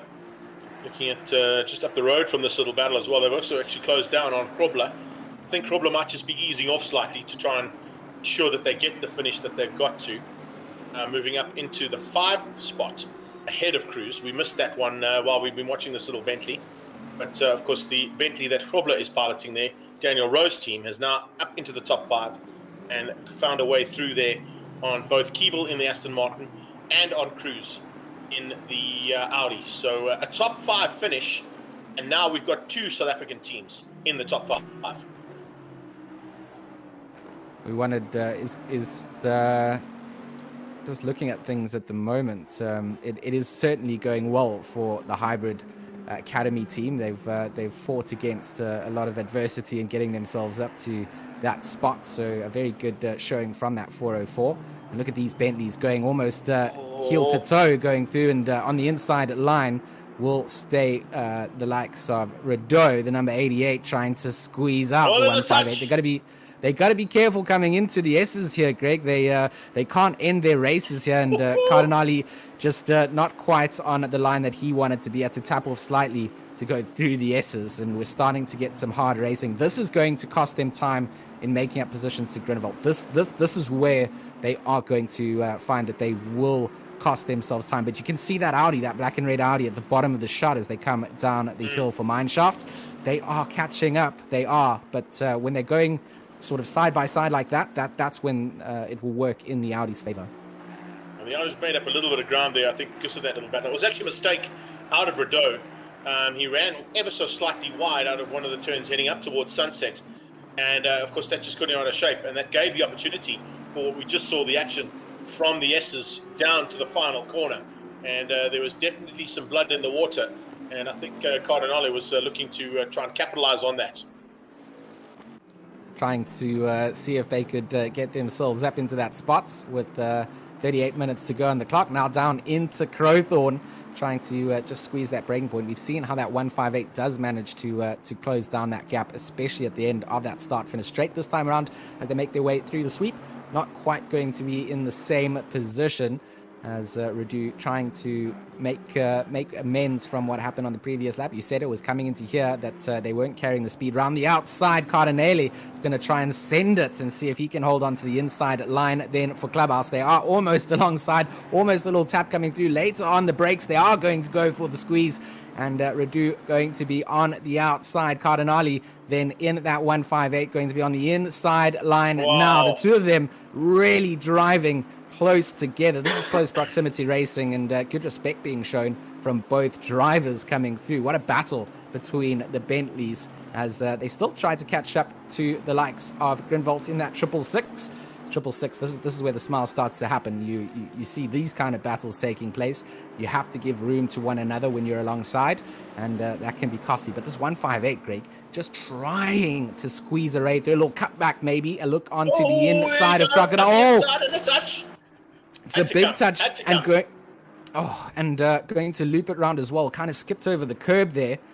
Both cars kind of going off the racing line, but we will get a racing replay of exactly what has happened there as they make the exit out from the top. You can see here trying to look on the inside, and yeah, a little bit of grass being dragged up there. The brakes not going to be as functional coming through there, and at least not facing the wrong direction, but all that hard work being made up between the 158 and trying to catch up to the 88 going to not pay off at that sort of time, as we see the 520 of Stradum getting allocated a drive-through penalty for exceeding the track limit. So they're going to have to serve that out, the Logistical Nightmare team in P11 at this stage of the race. Also a good showing from them.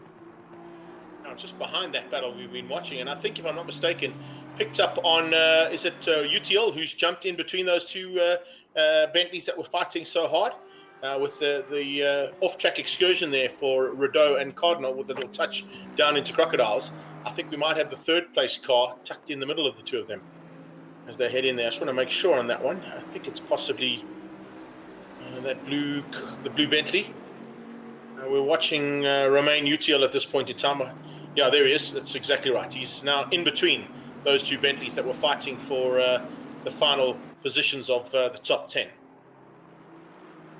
So not a place that you want to find yourself, with cars battling for actual position on track and being completely different laps between you. But the All In Racing Bentley has done a great job just holding down onto that third podium sitting spot. So Side Max Motorworks first and second, and then All In Racing currently sitting in that third podium spot. We're looking at that battle to see who's going to finish inside of the top 10. Cardinale in that 158 was pushing, and suddenly pushed a little bit too hard, missed the braking zone, coming down into Crocodile, and that's now put them back behind also an Aston Martin that is some lap traffic. So they're going to be trying to clear this, as well as then continue up the field and try and get back onto the back end of that 88.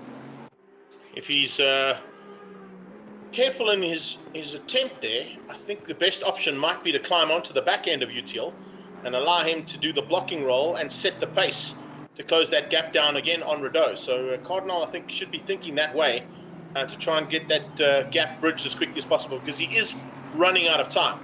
You know, we were talking about an hour ago, they were so close, half a second, up to 0.1 of a second between them. We've got 34 minutes to go now, and it's moved up to about 2 or 3 seconds. In fact, 2 seconds, just under 2 seconds there, 1.8 to be exact on the timing between those two cars. So, yeah, I think if he's clever, you're going to see Cardinal tap onto the back end of that third place Bentley and allow it to pull him up to the man he was fighting with earlier on. Looking at Simon Keeble for the MSV Racing 962 Aston Martin. They're only 1.3 seconds off the back of that Hybrid Academy 404. So Grobler got to do a good job to make sure that this Aston Martin doesn't come and rob them of that fifth place with only 33 minutes to go. Going to just keep an eye out on that gap and see where it comes down. Should be coming down to a timing line to see an update. 1.31 seconds was the gap prior. And we'll cross over the line and get feedback shortly as they continue to try and get onto... it looks like Grobler did actually go into the pits. So the 404 Bentley going into the pits for hybrid, and that will be the update coming through on the timing sheets on the left side. So Keeble up into fifth place. Will that possibly see them drop to seventh again, as Cruz could potentially take that position back if they're in the pit lane? You said in one of the commentary stints that you were involved in, it's about a minute or so for a pit stop if you've got no penalties. If he gets back on track, he may just be able to stay ahead of Cruz. As he gets back on the circuit, we'll get an indication of that. I think he might have just been able to do it to the tune of 6.5 seconds. So you've got a 6.5 second gap now between 6th and 7th place cars on track there, with Grobler and Cruz fighting with the Bentley and Audi. And then just behind that, that's Grunwald coming to the top of the hill. In fact, no, sorry, I beg your pardon. That's Fuzi in the second car on track, similar colors. But Grunwald now with a 6.5 second or so gap over Rideau, who's got 1.2 seconds to Cardinal. So we're in for an epic finish here with these top 10. It is. It's starting to all line up. We said the last hour of endurance races get incredibly crazy, and we're certainly seeing some examples of that up towards the front end of the order as well. So you know, for places that are going to pay out prize money, I'm sure down towards the back end of the field as well, there's cars that are, you know, on their own strategies against their own rivals. But it's always nice to keep your eye up towards the front end. We do appreciate all the competitors that have taken place today. Of course, the Pure Storage Kyalami 24-hour in partnership with Solidarity E-Race and powered by RaceFace. Our epic sponsors, NEC, DataSciences, Oxide, AMD, SuperMicro, all providing through for being able to allocate those prize pools out and, of course, cover the costs of the broadcast. It's been something that has been a long time coming, a long time in the planning, and you know, with 31 minutes to go, it's kind of like seeing the light at the end of the tunnel. I've used that analogy far too many times in the space of this weekend. That's fine. It's exactly what you start to see, though.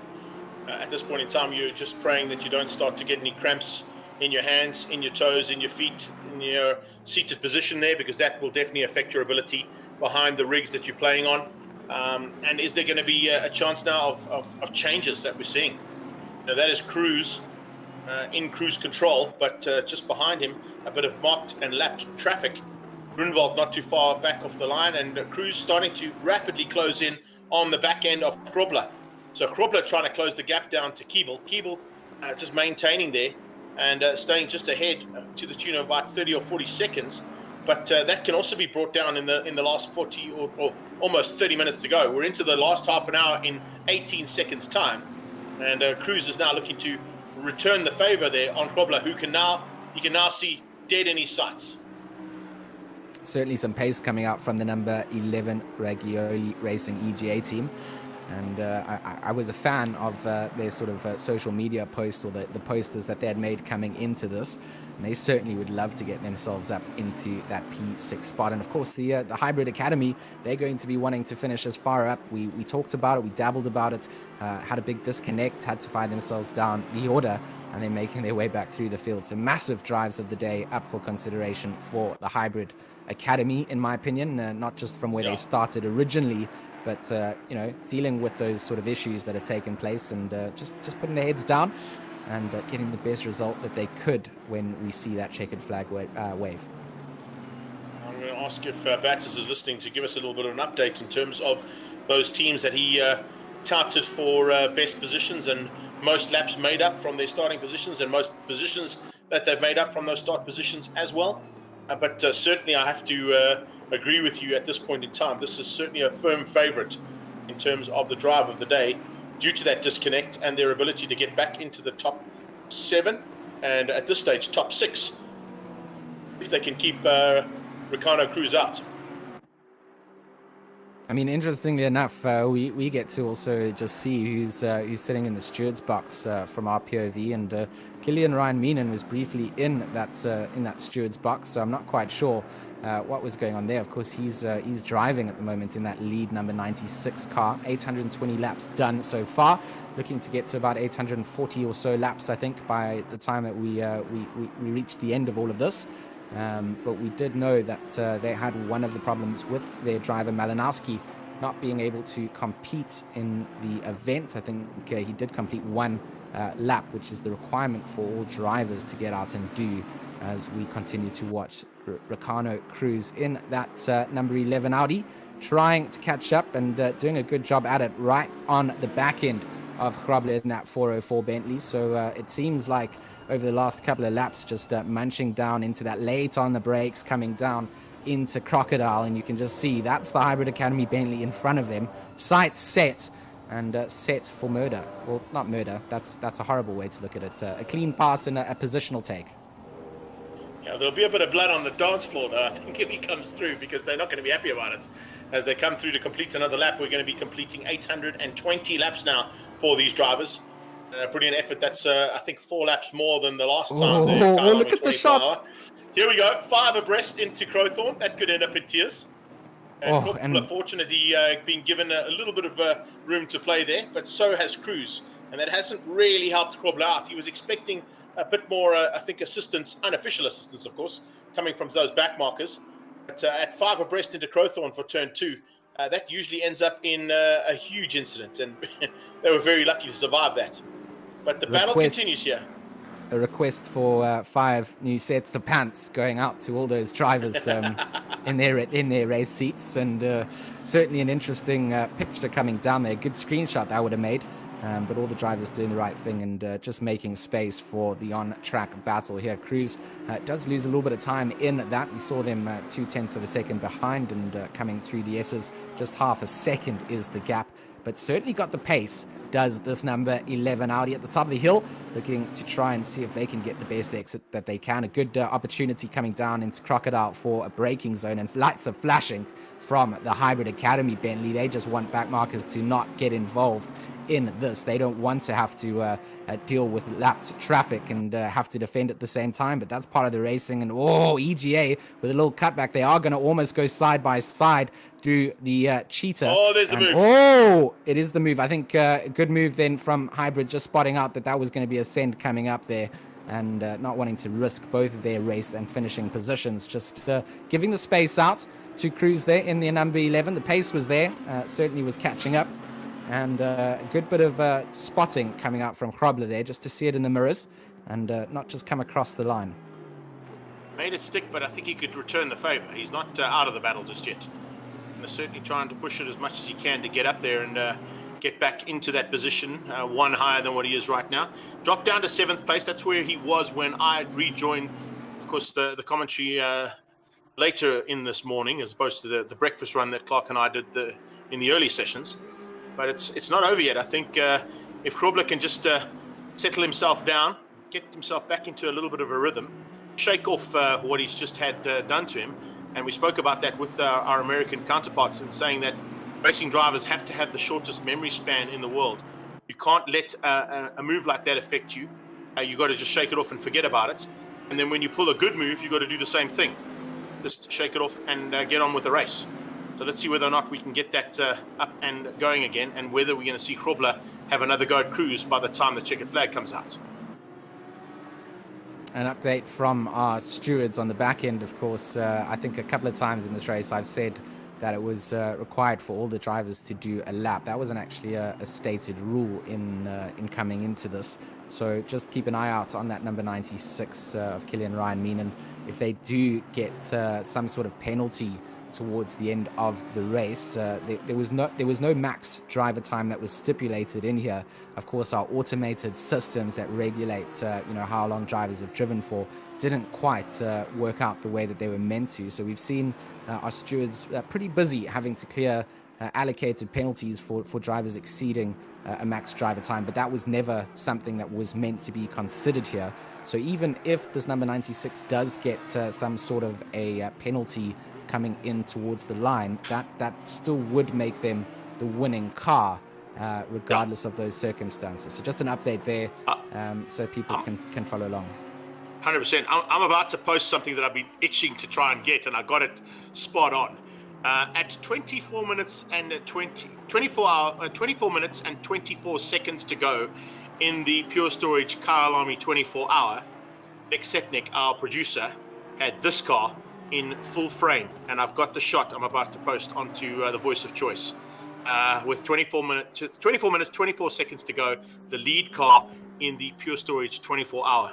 And that's how much time we got to play here. So I'm going to put that up on my page, and hopefully everybody enjoys that. I've been dying to get that. I was hoping that Nick was going to go to the lead car at that point. I didn't care who was in the shot, but as I went to it, he went to Killian, and I've got the shot. It's not a great photograph of any nature, because it was taken on my mobile off a laptop screen. But needless to say, it's 24 of the 24 to go. Greg hurting all nerds in the chat by taking a photo of his screen at the same time. Oh, but, wait till you see that. My inner nerd is exactly boiling. But I've been in the same space. I've done similar things and been called out for it. So just had to give you a little bit of banter. No, that's what it's been about. I love it. But the idea is, of course, is to just get that moment. I was itching to get it, and I thought to myself, if I try and do a screenshot, it's going to mess it up. If I try and, the best way to get it where I'm not going to mess it up is to just take a photo with my phone and post it. Let me introduce you to my little friend snipping tool. Saved my life multiple times in. There you go. You see, I need to see that. I'll have to chat to you about that afterwards. I can consult as an IT professional as well on the side. So there we go. We still see the likes of Cardinal just trying to catch up to Rideau. 1.6 seconds the gap then between the 88 and the 158. 21 minutes to go. So that's certainly a doable affair. Marcel Fuzi in the number 97, the second Sidemax Motorworks team. And for these guys, the Sidemax team, I chatted to Killian last night. I said that their social media manager deserved a pat on the back. Such good representation over on the social media platforms, and that's an important team thing, and an important aspect of running a team is having a good presence, letting your viewers and your fans know where they can catch you. And there was big talk being thrown out by George Boothby in that number 96, saying that they wanted to come here and make this a hat-trick of victories in 24-hour events being held at Kyalami.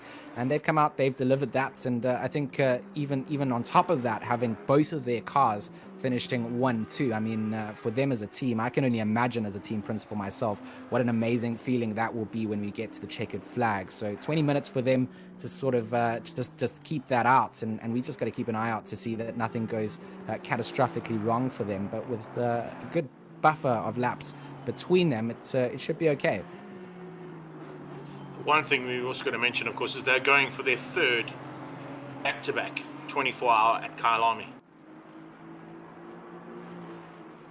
It's a big accomplishment. I mean, it's not like just winning 3 sprint races that you only had to commit an hour or so to. 24 hours of racing. Greg waited 24 hours to be able to take that screenshot that he posted over onto his Facebook page. So exactly. For all of us, there's been things that we've been looking forward to.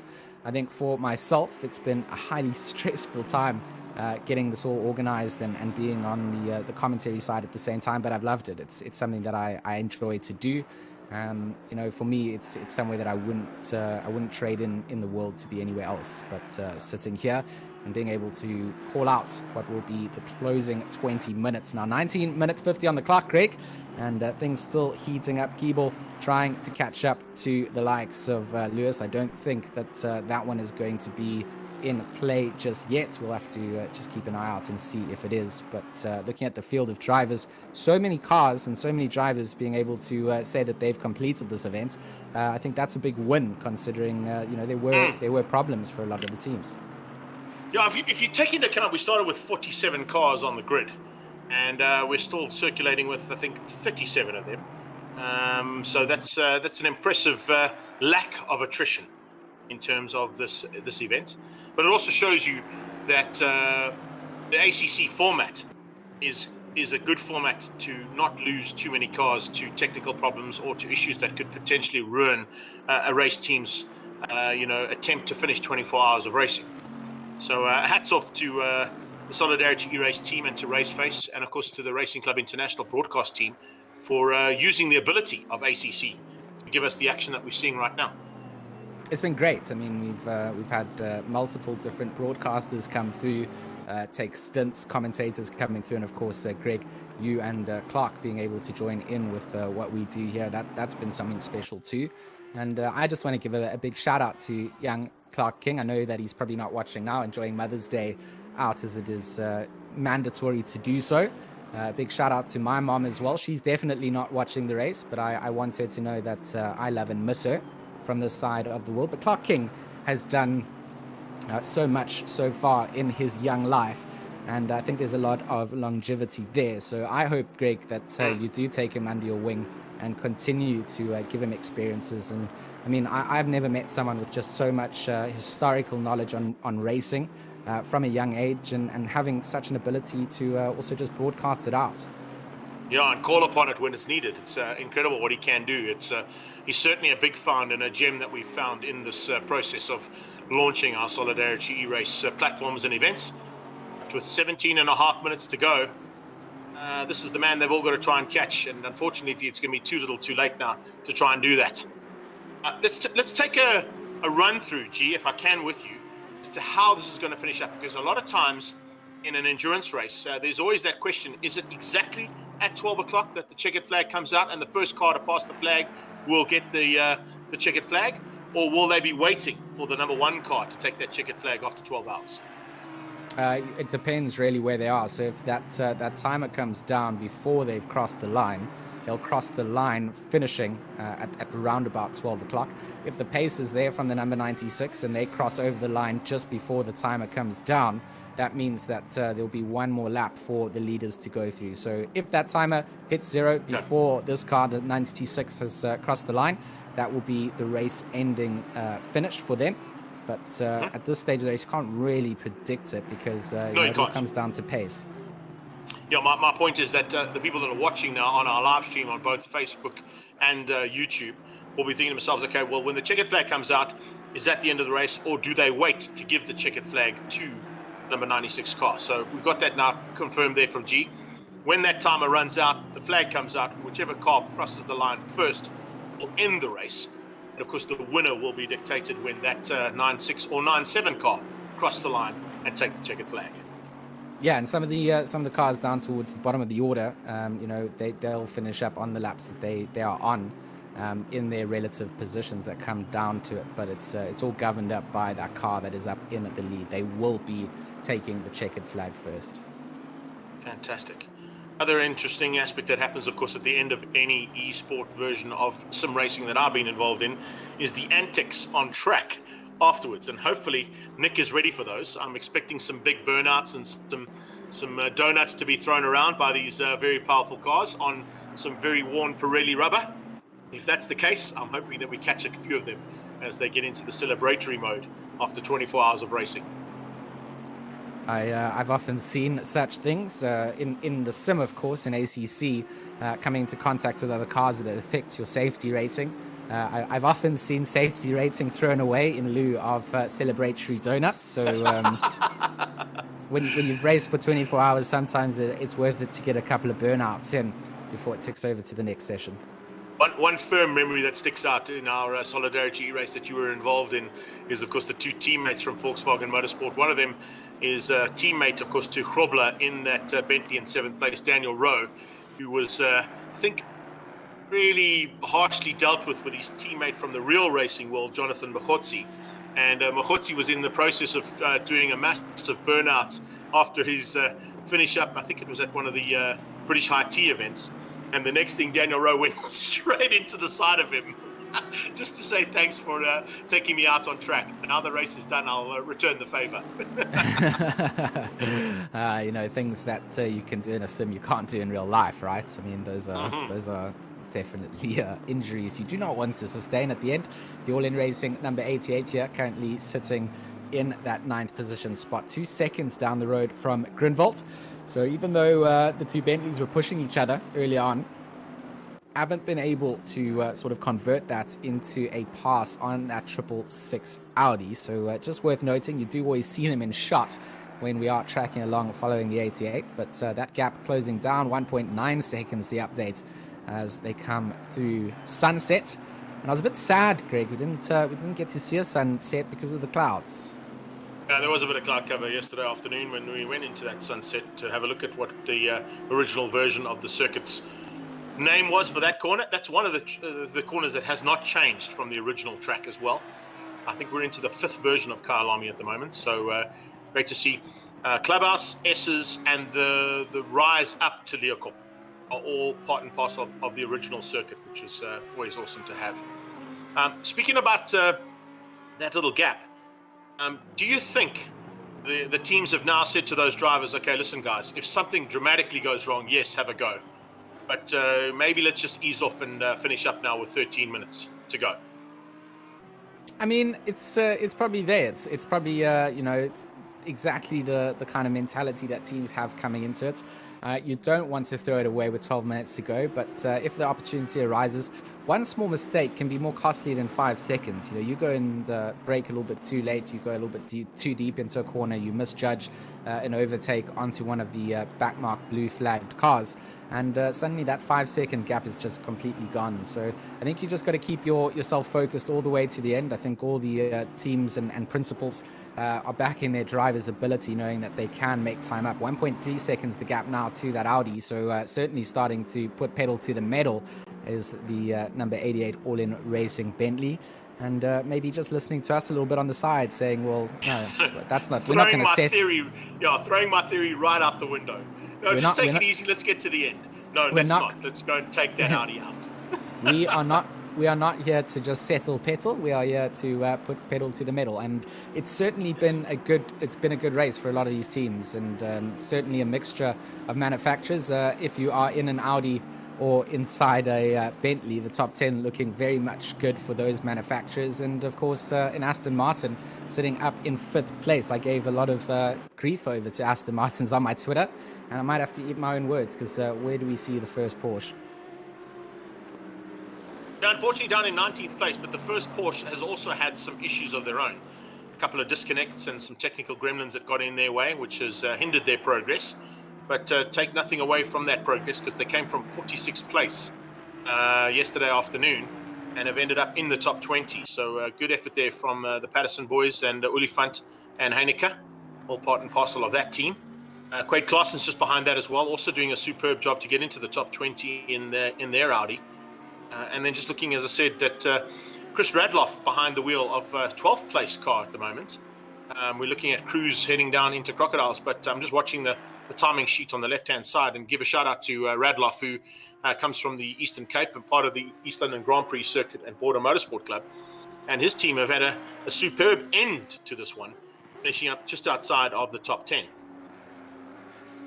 Good showing from a lot of real-life motorsport drivers as well. Mixture of some talent in the real car, and obviously translates over to the ability in the sim, and then some just great sim drivers have taken place in this event. It's been phenomenal to see the collaboration between everyone. Of course, a mixture of international and local talent as well.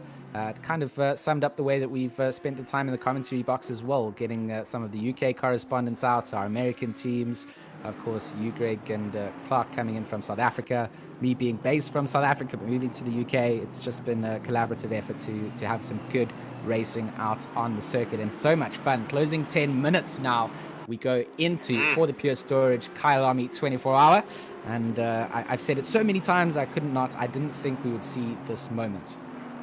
0.7 of a second there between those two cars fighting for the final part of the single digits available, 8th and 9th place. And 8th and 9th place is up for grabs here. Let me tell you, I think Antoine Rideau has been told, give it everything you can. We've got nothing to hold back here. It's risk and reward time. You know, we're playing for either 500 or 400 Rand. Let's go for it. Why not?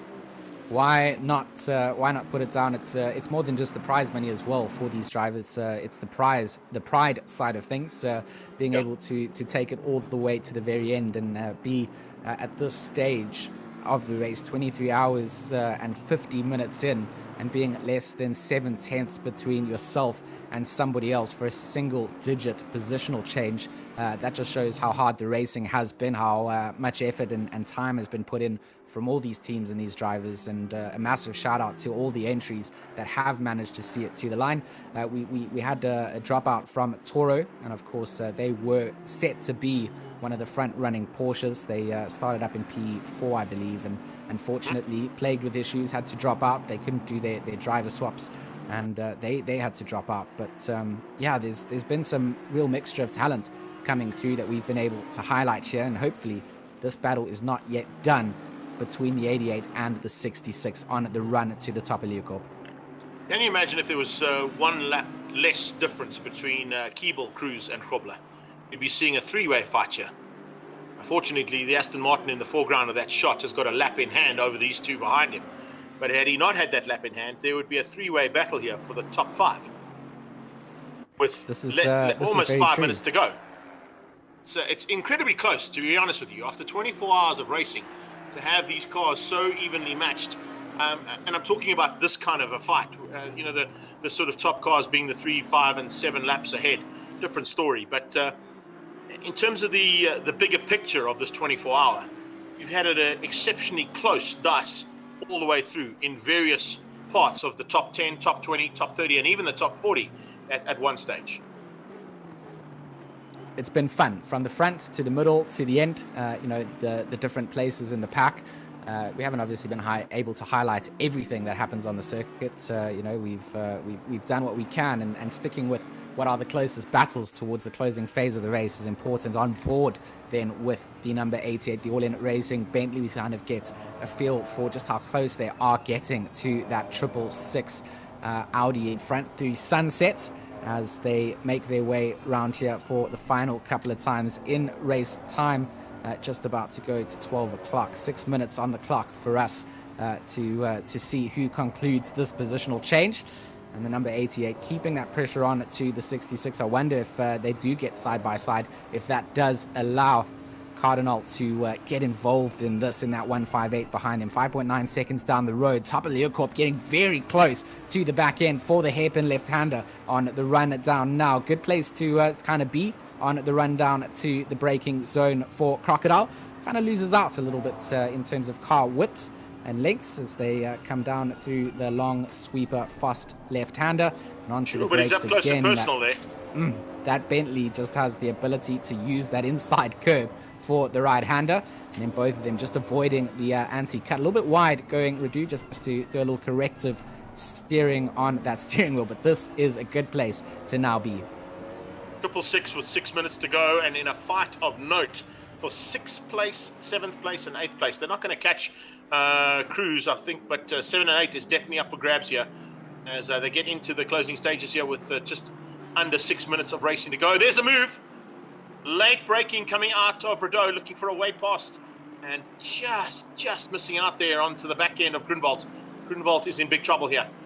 Grunwald is having to fight for his life, and I think the man in the pound seats is definitely in the Bentley as opposed to in the Audi. Sitting and chasing as opposed to having to defend is always an easier thing to do. I take nothing away from the ability of both of these drivers. They've gone at it now for almost 45 minutes, and on a very similar vein in terms of the gap that was there. Remember, we did have Cardinale in there as well for a little while, and then a small mistake from him dropped him out of this race. But it's certainly not done just yet. I mean, if 5 minutes to go is anything to indicate by that 5-second gap to that car sitting in P10 shouldn't be something that goes amiss. But we saw contact coming in between the two Bentleys. That cost them time. If anything happens between these two drivers, that will certainly add that number 158 back into the mix. Blue flags waving, of course, just indicating that drivers in front of these two cars are coming up for a lapped position.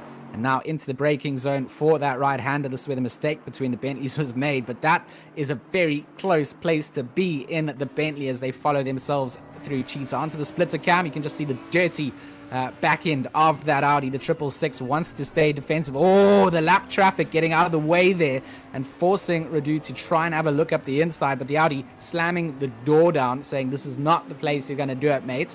You're going to have to try harder than that. And how much harder do you want him to try? This man alive, is he trying hard at this stage? It's an incredible effort here from him. To just been found wanting on a couple of occasions. He's attempted it on a few occasions. Maybe just, I don't know, maybe just playing the game here. You know, it's a case of there's probably about 2 or 3 laps to go in total. I would say probably 2 laps to go for these guys where they stand right now. And with 2 laps to go, he has to make a move, make it stick. Otherwise, it's going to end up in tears.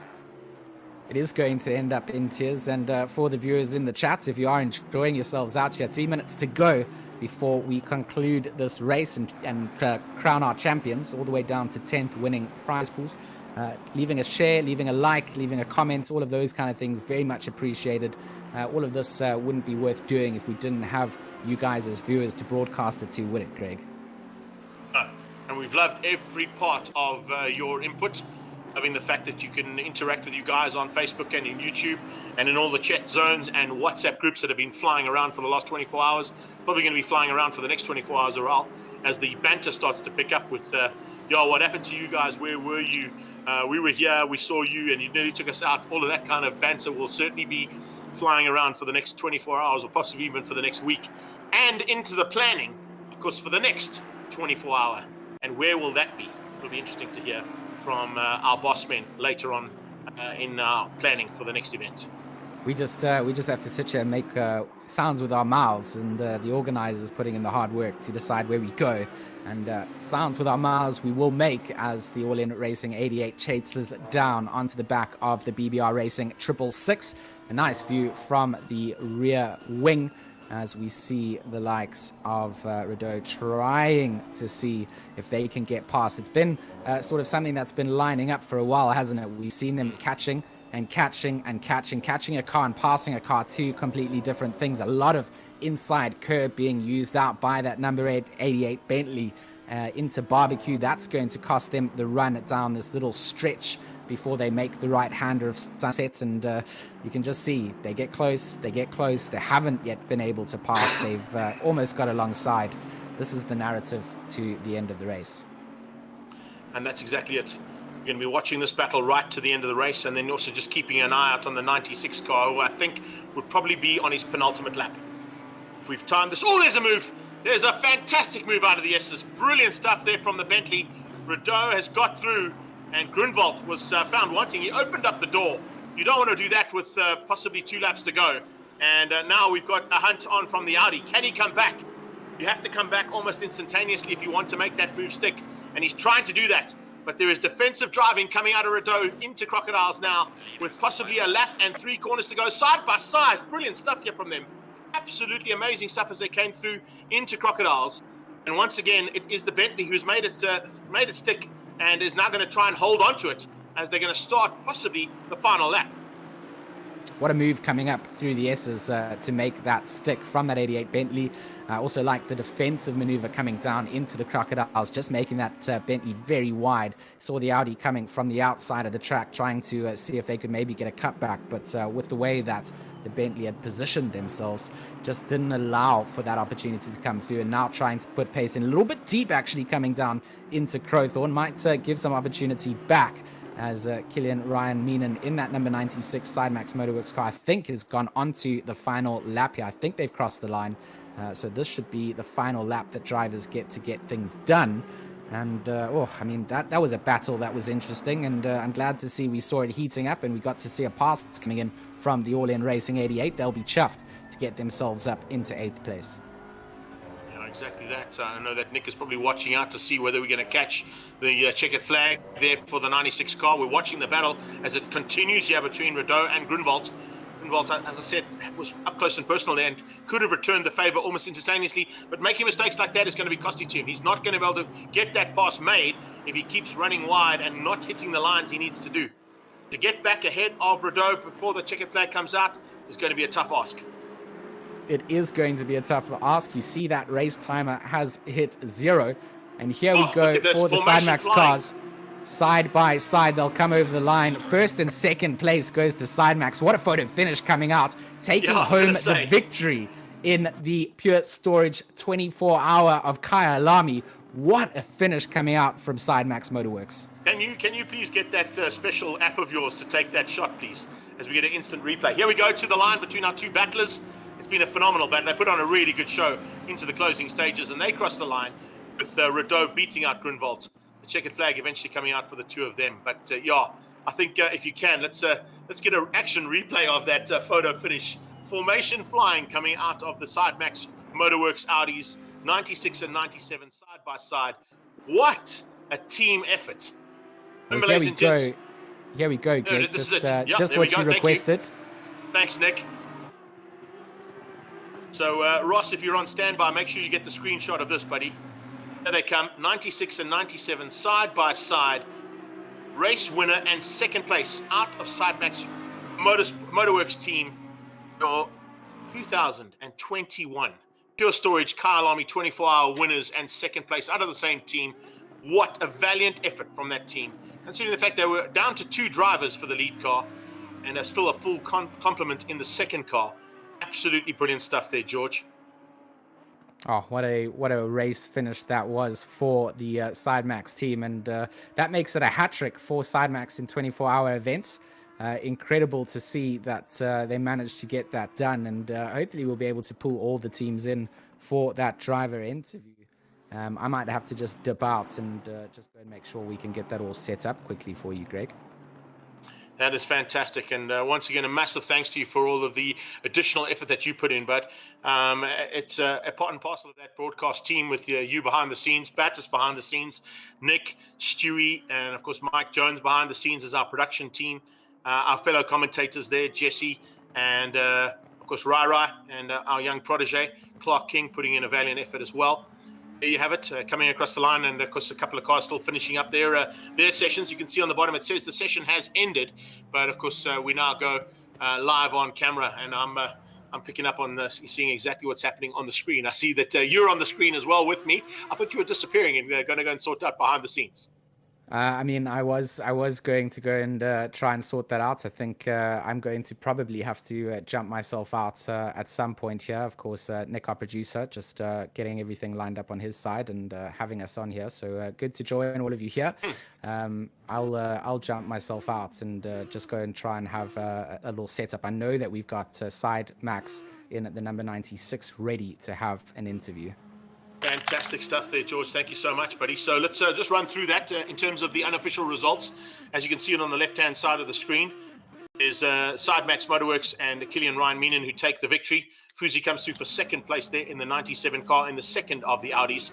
And then it's Utiel, Chartier, and Crowell that come through in the Bentley Continental there for All-In Racing. They're in third place. Lewis Krobler and Vessels, your top South African team. They will get best SA team as we're seeing some formation donuts on the front straight. If Toby Fenter could see that right now, there'd be a lot of trouble. But of course, this is not the real Kyalami. This is our virtual Kyalami at ACC, Assetto Corsa Competizione. Keeble in third place for the Aston Martin Vantage team. He was a great driver there to finish up the stint for Steele Vassen and Kellaway, the teammates. Then it was Cruz, Ricci, Bettini, Kevin Tade, and Centorini that made up our sixth place team. Seventh place, Krobler, Daniel Rowe, Fasaki, and Adam. Second place, South African team, and possibly, I'm just waiting to get confirmation on it, but possibly the winner of the ride and drive of the day. Rideau, Mahmoud, and Runart coming through there for eighth place for the Bentley Continental team and beating out Grunwald right in the closing stages there. An epic battle that took us to the checkered flag for 8th and 9th place on track. And that was a super dice that literally went on for about 45 minutes between Rideau, Grunwald, and Cardinale, who were, of course, your 8th, 9th, and 10th place positions. And that, of course, is for the money. We've got 7,000 Rand going to team number 1, I beg your pardon, and 4,500 Rand to team 2, 3,000 for third, 2,000 for fourth, 1,000 Rand for fifth place, and then 700, 600, 500, 400, 300 for 6, 7, 8, 9, and 10th place on track. Just outside of the top 10, Stratham, Barrington Smith, Vermeulen, and Schroeder doing a superb job for our third South African entry there. A magic job from them, beating out Heron, Villan, Lagarde, and More. Finish up in 13th place with Gray in the Bentley Continental, Isherwood, Buerta, Hall, and Ansel, Mark Ansel there in 14th place. Then you've got Kluwe van Lochrenberg, Barbier, and Henbury, Mark Henbury, sticking with his guns of the Bentley Continental in 15th place. Ali's, Buerta, Kutzer, and Lucas finish up in 16th place ahead of Quayle, Anderson, Fox, Webster, and Wahlberg in 17th. Sean Buck, Janssen van Rensburg, Van der Merwe, and Pullen finish up in 18th place with Chris Heineke, Leslie Oliphant, Kieran, and Alan Patterson with DeSantos in that mix as well. A valiant effort from them. They were definitely in the running for drive of the day after all the disconnects that they had. Finish up from starting in 46th place when they reconnected and finishing up inside the top 20 in 19th place with a final car in the top 20 of Claessens, Van Zyl, Bentz, Lawrence, and Fenter. That is your unofficial results, of course. And I don't think we're going to see any protests from any of the drivers on those results. So a massive shout out to everybody involved in this one. We had 47 teams start the race. And if I'm not mistaken, Nick, we finished up with about 37 cars still on track. So not a huge race of attrition, which is not what we normally see in the real world of racing when it comes to 24-hour formats. But take nothing away from the valiant effort that was put in by every single one of over 200 drivers in the last 24 hours here at the Pure Storage Kyalami 24-hour. Georgie, you've got some interviews lined up for us, I hope. I do indeed. I've dragged in that Sidemax winning number 96 Motorworks team, and they are here for you, Greg. You can fire your shots. Fantastic. Gentlemen, I've got to say, what does it feel like to have won Kyalami 24 hours 3 times in a row? Pretty good. Pretty good. I mean, we're fairly tired now, of course, but yeah, it feels great to do it. There must have been a point in the race where you saw your teammates dropping out for various reasons, and we do send a shout out, of course, to I'm not quite sure which one of the 2 teammates had a personal issue, but hopefully that's all been sorted out. But you must have been a little concerned and worried about the fact that you'd have to try and get to the end with only 2 of you behind the wheel. Yeah, for sure. It was I think it was 15 hours left on the clock, or 14 hours or something. We knew it was the 2 of us. Luckily, I'm in Ireland and Michael is in Canada, so time zone sort of works in our favor for nighttime stints, but the most we can really do is 3 in one go, and it's not that long of a length of time to sleep. So we just slept when we could, get back in the car and go again. But no, very happy it's done. It was nice to drive, and yeah, I'm completely dead now. I'm completely dead. Yeah, I've got to say again from our side, I cannot believe the effort that was put in from your team. Have we got Michael in the background as well? Yeah, sorry, I'm absolutely knackered as well, but I'm here. I woke up for to see us cross the line, so yeah, it feels really good. Well, gentlemen, congratulations. I won't keep you from getting your rest in. It's well deserved. Please pass on our congratulations to the other two members of the team. And as I said, also just a concern from Solidarity E-Race, the RaceFace team, and the entire production team as well. Hopefully, whatever the personal issues were, they are not too serious. And whoever was involved there has been able to sort them out. But from our side, a massive congratulations. And thank you so much for bringing the international feel to the Pure Storage Kyalami 24-hour in association with Solidarity E-Race and powered by RaceFace. Thanks for having us, and yeah, thanks for putting on the event. It was really fun when we enjoyed it. Both cars really enjoyed it, so thanks very much. Fantastic. Thanks, there you guys. have it. Thank you, George, for setting that up. I think you've got our next couple of guys that'll be standing by as well. Our best South African team is who we need to be catching up with next. And of course, that will be going to 4th place in the Audi. And finishing up in that Audi, of course, was Brett Lewis, but it's Grobler and Stephen Vessels who were behind the wheel. Also a 3-man team. Incredibly to see that. Not a 5 or 4-man team that we saw. But if we can get them lined up, that'll be really cool. I'm gonna bring in our second place finishers no as problem. well first. No, that's fine. No problem. Let's get in there. I'm just going with what you've got. We'll go with the flow. The other sister Sidemax entry coming in here. So a 1-2, we saw that happen at the end, Greg. So just got yes, we did, as and well. Formation flying as well, guys. Do you guys plan that formation across the line? It was brilliant stuff and made for an epic photograph. If we could get that on a screenshot at some point. Yeah, it was planned. We wanted to cross the line side by side. So yeah, the 96 just went through the pit lane once, and then we were right behind each other, and then we finished 1-2. Fantastic. I love it when you put a plan like that together. That's the way to do it. But gentlemen, it was not an easy run to the line. You guys had a lot of battles that you had to contend with early on. Yeah, definitely. I started in P7 and got a clean stint, got up to P2 at the end of my first stint, so that was a really good start. And then we were thereabouts for the whole race, and then the Bentley came pretty close, so we had to battle.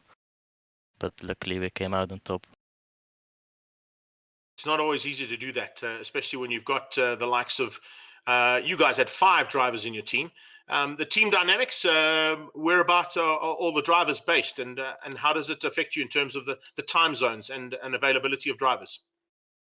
It wasn't bad in our case because we are all not that far from each other. I mean, in the sister car it was pretty extreme with Michael being in Canada, but from our side it was pretty alright. Everyone showed up to their stints nicely every time, so we didn't have any issues with that. Yeah, in terms of stint times, it went really smooth, so we can't complain about any of that. I think my next question is going to be, what are you going to do about that sister car? With 3 wins at Kyalami, is it not time for the 97 to possibly spoil their day? We're too slow.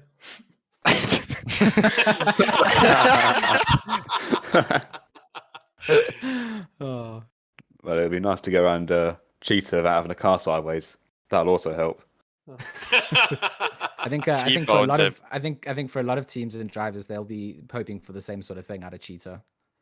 Yeah, I remember he's going through and seeing a Ferrari sideways, and I'm like, this is going to end well. There were a few occasions where you guys sort of came up close and personal to incidents in front of you, which could have spoilt the day pretty badly. Yeah, the general backmarker situation was, let's say, quite tense, with people like screwing around the track and sometimes going the wrong way while they're trying to turn around the car. So that was quite intense sometimes, and a lot of avoiding, especially in the night when everyone is tired. Quite difficult, but we only had like the one incident where Owen just T-boned a Ferrari, which was like the heaviest incident we had. Yeah, we saw that. We saw that live. We saw that one. Yes, we did. And had to see you guys going in to repair that. So I guess that is kind of something, not having a split separation between sort of the pros, the aliens, and of course some of the amateur teams that just signed up, wanted to complete the event. But we give you guys big props for being able to mitigate as much of that as possible, and being respectful out on the track, and understanding that some teams and drivers are relatively new to this sort of industry that you guys are very much familiar with. Yeah, I mean, everyone starts at some point, and they were behaving most of the time. They were behaving good, made space, and mostly avoided any contact. So they've done well, and always doing 24-hour races is always demanding. So yeah, I think we can't complain too much about the other cars. So yeah, it was good racing. Well, gentlemen, once again, a massive congratulations from us to both of the team cars, and for you guys for second place. I'm sure that the 4,500 Rand will be split nicely between the five of you. And we wish you all the very best. And please, please, please make sure that you stay tuned to the Solidarity E-Race and RaceFace portals so that we can let you know about future plans for other events that we're going to be putting together here as part and parcel of our event. So well done to our Sidemax Motorworks Audis 1 and 2 for the Pure Storage Kyalami 24-hour. Who have you got lined up for us next there, G-Max? I think next we've got our best finishing South African team, the Arashi Racing Boys. So I'll just pull everybody out and get them in here. Just cool. Give me a second. Thanks very much, Well, Sidemax, while you're doing that, I'll just run us through that. It is Brett Lewis, Krobler, and Vessels that we're going to be looking to get into this as well. And once again, a massive thanks to all of the guys there from Sidemax for joining us too and having a chat to those five drivers. So it looks like a nice team rapport amongst those drivers as well. They've got some really great chirps amongst each other, and of course great chirps for the drivers out on circuit as well. But of course looking to wrap things up here with our best South African placed team. It was pretty tight between the South African teams in the end, and eventually getting it all sorted out there as they start to join us here. It is fantastic to have Lewis, Krobler and Vessels all in the mix here. Gentlemen, you must be pretty ecstatic to be the highest placed South African team in the Pure Storage Kyalami 24-hour. Don't That's all where you speak at speak, once. Brian. Oh, sorry. My apologies, man. It's actually Zlaka. We actually kept pace. I didn't think we had one penalty or drive through. We were a bit lucky with not disconnecting. I think there was one part where I lost connection for like 4 seconds. After that, it was pretty just head down. Head down in racing is not always easy to do in a 24-hour, and particularly when you've got 3 different drivers. I'm not going to say of different skill levels, but because most of you are pretty much matched in terms of your ability behind the wheel of the car. But there were occasions where you got up close and personal, and even a little bit more up close and personal on other drivers out on circuit. That's also referred to you, Brian, at the top of Luke. Exactly. I'm not going to say anything. But well played there. That is all about Brian. Unfortunately, when you have an hour of sleep, it kind of caught me off guard a couple of times. But let's just keep it there. Gentlemen, from a South African point of view, this event has seriously stepped up the level of competition in esports and sim racing in South Africa. It's kind of been the move that Solidarity E-Race has done coming into this world. I'm not looking to take on anybody's mantles or destroy any leagues that are happening out there, but to put events of this nature on, which bring in all of those racing leagues and potential other drivers from other events to participate not only nationally, but now for the first time internationally. Do you think there's merit in doing this on an annual basis and maybe looking at other events throughout the year on a similar vein? That's a bit of a difficult question, eh? I guess you have to find out if your sponsors are willing to do it. There's more than one party applicable here, but I think from a community side, everybody would want to do it. It was super fun. We enjoyed it. Yes, there were some growing pains, but that's why we do it. We learn. Next one will only be better. So I'm pretty sure there will be a lot of community interest, and the next one might be twice as big, for all we know. That's certainly what we're hoping for, I think, George? For sure. I think from the get-go, I've said it so many times that I don't even know if I've said it too many times, but growing the scene and getting to see the competition on track between South African drivers and of course the rest of Europe and some of the North Americans joining in as well, as we heard coming through, and Canadians. It's something that I wanted to see in the bigger picture. I hope that we can do more going forward. I certainly know that we've got a long list of things that we're going to sort of have a debrief after the race is done. Everyone's had some rest, and see what we can plan for the next one. But I hope for these things to be an ongoing thing. Well, once again, guys, congratulations there. 4th place overall. That's going to see a nice 2,000 Rand headed your way. But of course, also the accolade and the pride of being SA's #1 team in the Pure Storage Kyalami 24-hour. Wish you all the very best, and I hope you guys are going to come back for more if we do set up another event like this. We'll definitely be back, hopefully with an additional driver, because 3 is just crazy. I wouldn't recommend it to anyone. No. My first enduro race ever.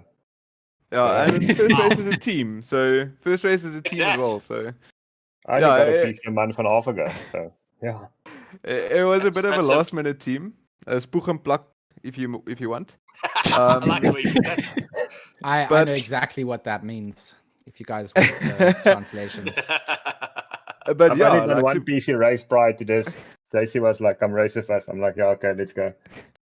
yeah, super proud of the guys. It was really fun, and well done to the Sidemax cars. Like super consistent, super pace. Unfortunate for GTWR, and well done to everybody finishing. Thanks for hosting this, guys. It was super fun. Thank you so much, guys, and yeah, keep us. We'll keep you informed as to any of the progress into the future and events that could possibly be happening in the very near future or into the future here of 2021, and possibly an annual event here at Kyalami as well. Well done, SA's #1 team there, 4th overall, Lewis Schrobler and Vessels in the Audi #100. Brilliant stuff. Gee, who have you got lined up for us next? I hope we're going to be looking to try and pick up on a bit of banter there between yourself and Rai. Drive of the day, I think, is pretty self-explanatory. I don't think we even need to go into that. Yeah, tell me what your thoughts are. I think we've all come to the conclusion. We've cleared it with the boss men above us as well. Drive of the day going to go out to the Hybrid Academy team, of course, captained out by Daniel Rowe. They found themselves all the way towards the back end of the pack, made it all the way up the field. And I've got Daniel Rowe here actually to chat to you. Familiar with Daniel, so should be a good interview, and you can let them know about their prize money. Yeah, I think let's get him in here. Daniel, son, how are you? How's it? Good and you, man? Are you feeling the effects of 24 hours of racing, buddy? Definitely. I think the driver that felt it the most of us is Tariq. He pulled off like 2 double stints within 6 hours, early morning. So yeah, hats off to everyone in our team. Yeah, hats off as well to being the second South African team to finish up the 24 hours. But more importantly, we've got some exciting news for you, because amongst all of the commentators, that of course being Jesse Lee, Mike Jones, myself, Clark King, Rai, and G-Max, we've decided that drive of the day or drive of the race goes to your team. So that's an additional 1,000 Rand headed your way, guys, for the effort that you put in and the disconnect, and to return to finish up in the top 10. Incredible effort there, buddy. Awesome, yeah. Thank you so much for that nomination. I definitely feel like we deserve it of that nomination. It was incredible, yeah. I promise they didn't bribe me with a PayPal donation to get that nomination. We'll check on that. We'll check on that. No one wanted to take me up on that. I'm a bit disappointed.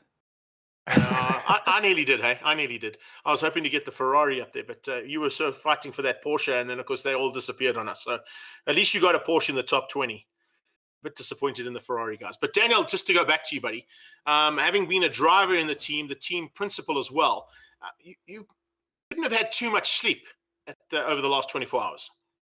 No, not at all. Probably similar to what Brian mentioned, about an hour. It's difficult to sleep when you're not knowing what's going on. You know, you're curious all the time, and it's also ideal to have somebody alongside whoever's driving at all times. And as driver one, it's difficult to stay away from it, because you need to be there in case of a possible disconnect again. So it was Yeah, it was rough. The start of the race was tricky with all the invisible cars, so we had to make an early stop to try and avoid a big crash. And then just before I was supposed to take over, we got disconnect, so it was unlucky, but it is what it is. And yeah, it's first 24 hour for some of us in the team, and it was a great experience and awesome job by RaceFace and Solidarity and Pure Storage and all the sponsors. Well, buddy, I know that you've got about 2 weeks to go before we see you in action again, and I'm hoping I'm preempting this correctly because I saw a bit of banter going out on social media and having a chat to Desiree and to Dad. Good possibility that we're going to see the golf involved in the South African Endurance Series in 2 weeks' time down at East London Grand Prix Circuit. Is that right? Yeah, we'll be competing, myself and Keegan Masters, in the 4-hour at East London, another one in August in Port Elizabeth, and then possibly the Kyalami 9-hour in December. So that's some interesting and exciting stuff to happen. Certainly a different format of racing compared to what you've just done over the last 24 hours, but probably as grueling when you're in the cockpit of a real race car. Yeah, for sure. Obviously, it's a bit more physical, but I think mentally it's going to be very similar, just as tough. So, and I think trying to get some rest or whatever. I mean, you don't have to rest as much. Obviously, it's not a 24-hour, but mentally it's still very demanding. So, yeah, I'm very excited. I'm glad that Volkswagen have decided to explore something new, something different, away from sprint racing. So yeah, exciting. In a proper race-built car, I got to tell you, that Golf 8 GTI is something pretty spectacular. Yeah, definitely. It's going to be even more spectacular in the endurance scene. Well, we look forward to that one. I'll see you down in East London in 2 weeks' time, and thank you so much for joining us. Please pass on the congratulations to your team. It's the Bentley in 7th place, the 2nd place South African team of Daniel Rowe, Grobler, Fasaki, and Adam, finishing up our Pure Storage Kyalami 24-hour as the drive of the day. Well done, guys. Thanks very much, Jan. Thanks to everyone else, and well done to all the other competitors. Cheers, Daniel. Son, all the very best. There's Daniel Rowe catching up with us. Thanks, G-Max, for sorting that out. G, we basically all sorted out now. Those were the interviews that we needed to cover. Done and dusted. 24,000 Rand going to be passed it on. I can let you know an interesting information that came through from Ross and the team at Solidarity E-Race.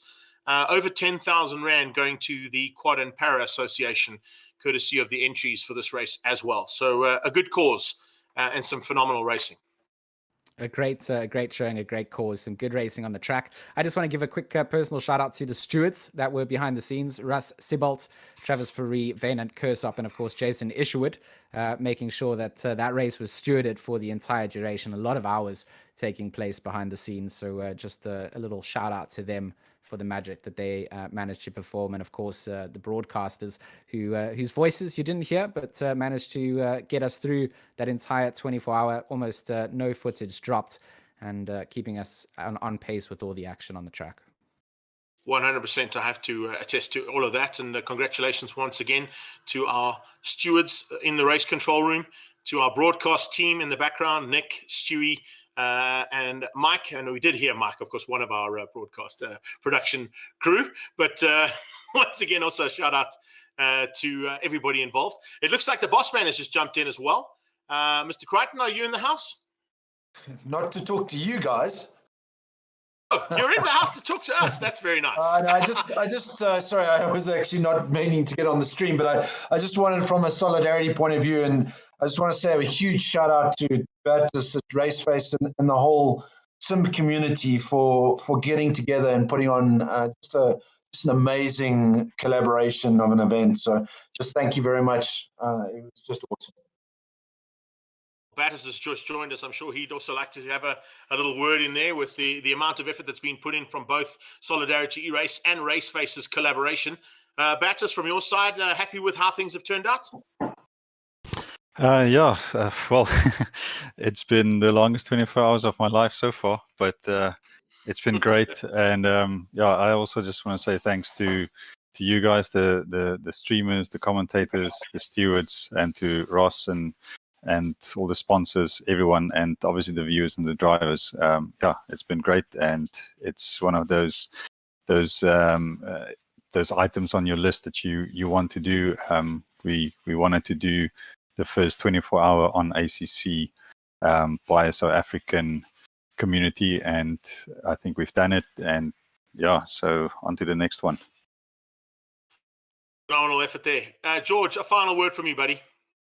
It's time to sleep for competitors. Massive shout out to all the sponsors for getting involved. Big thanks to you, Greg, for adding your voice of choice to the stream. And of course, my fellow commentators for duration, for putting up for me, with me for that entire race. It was a good race.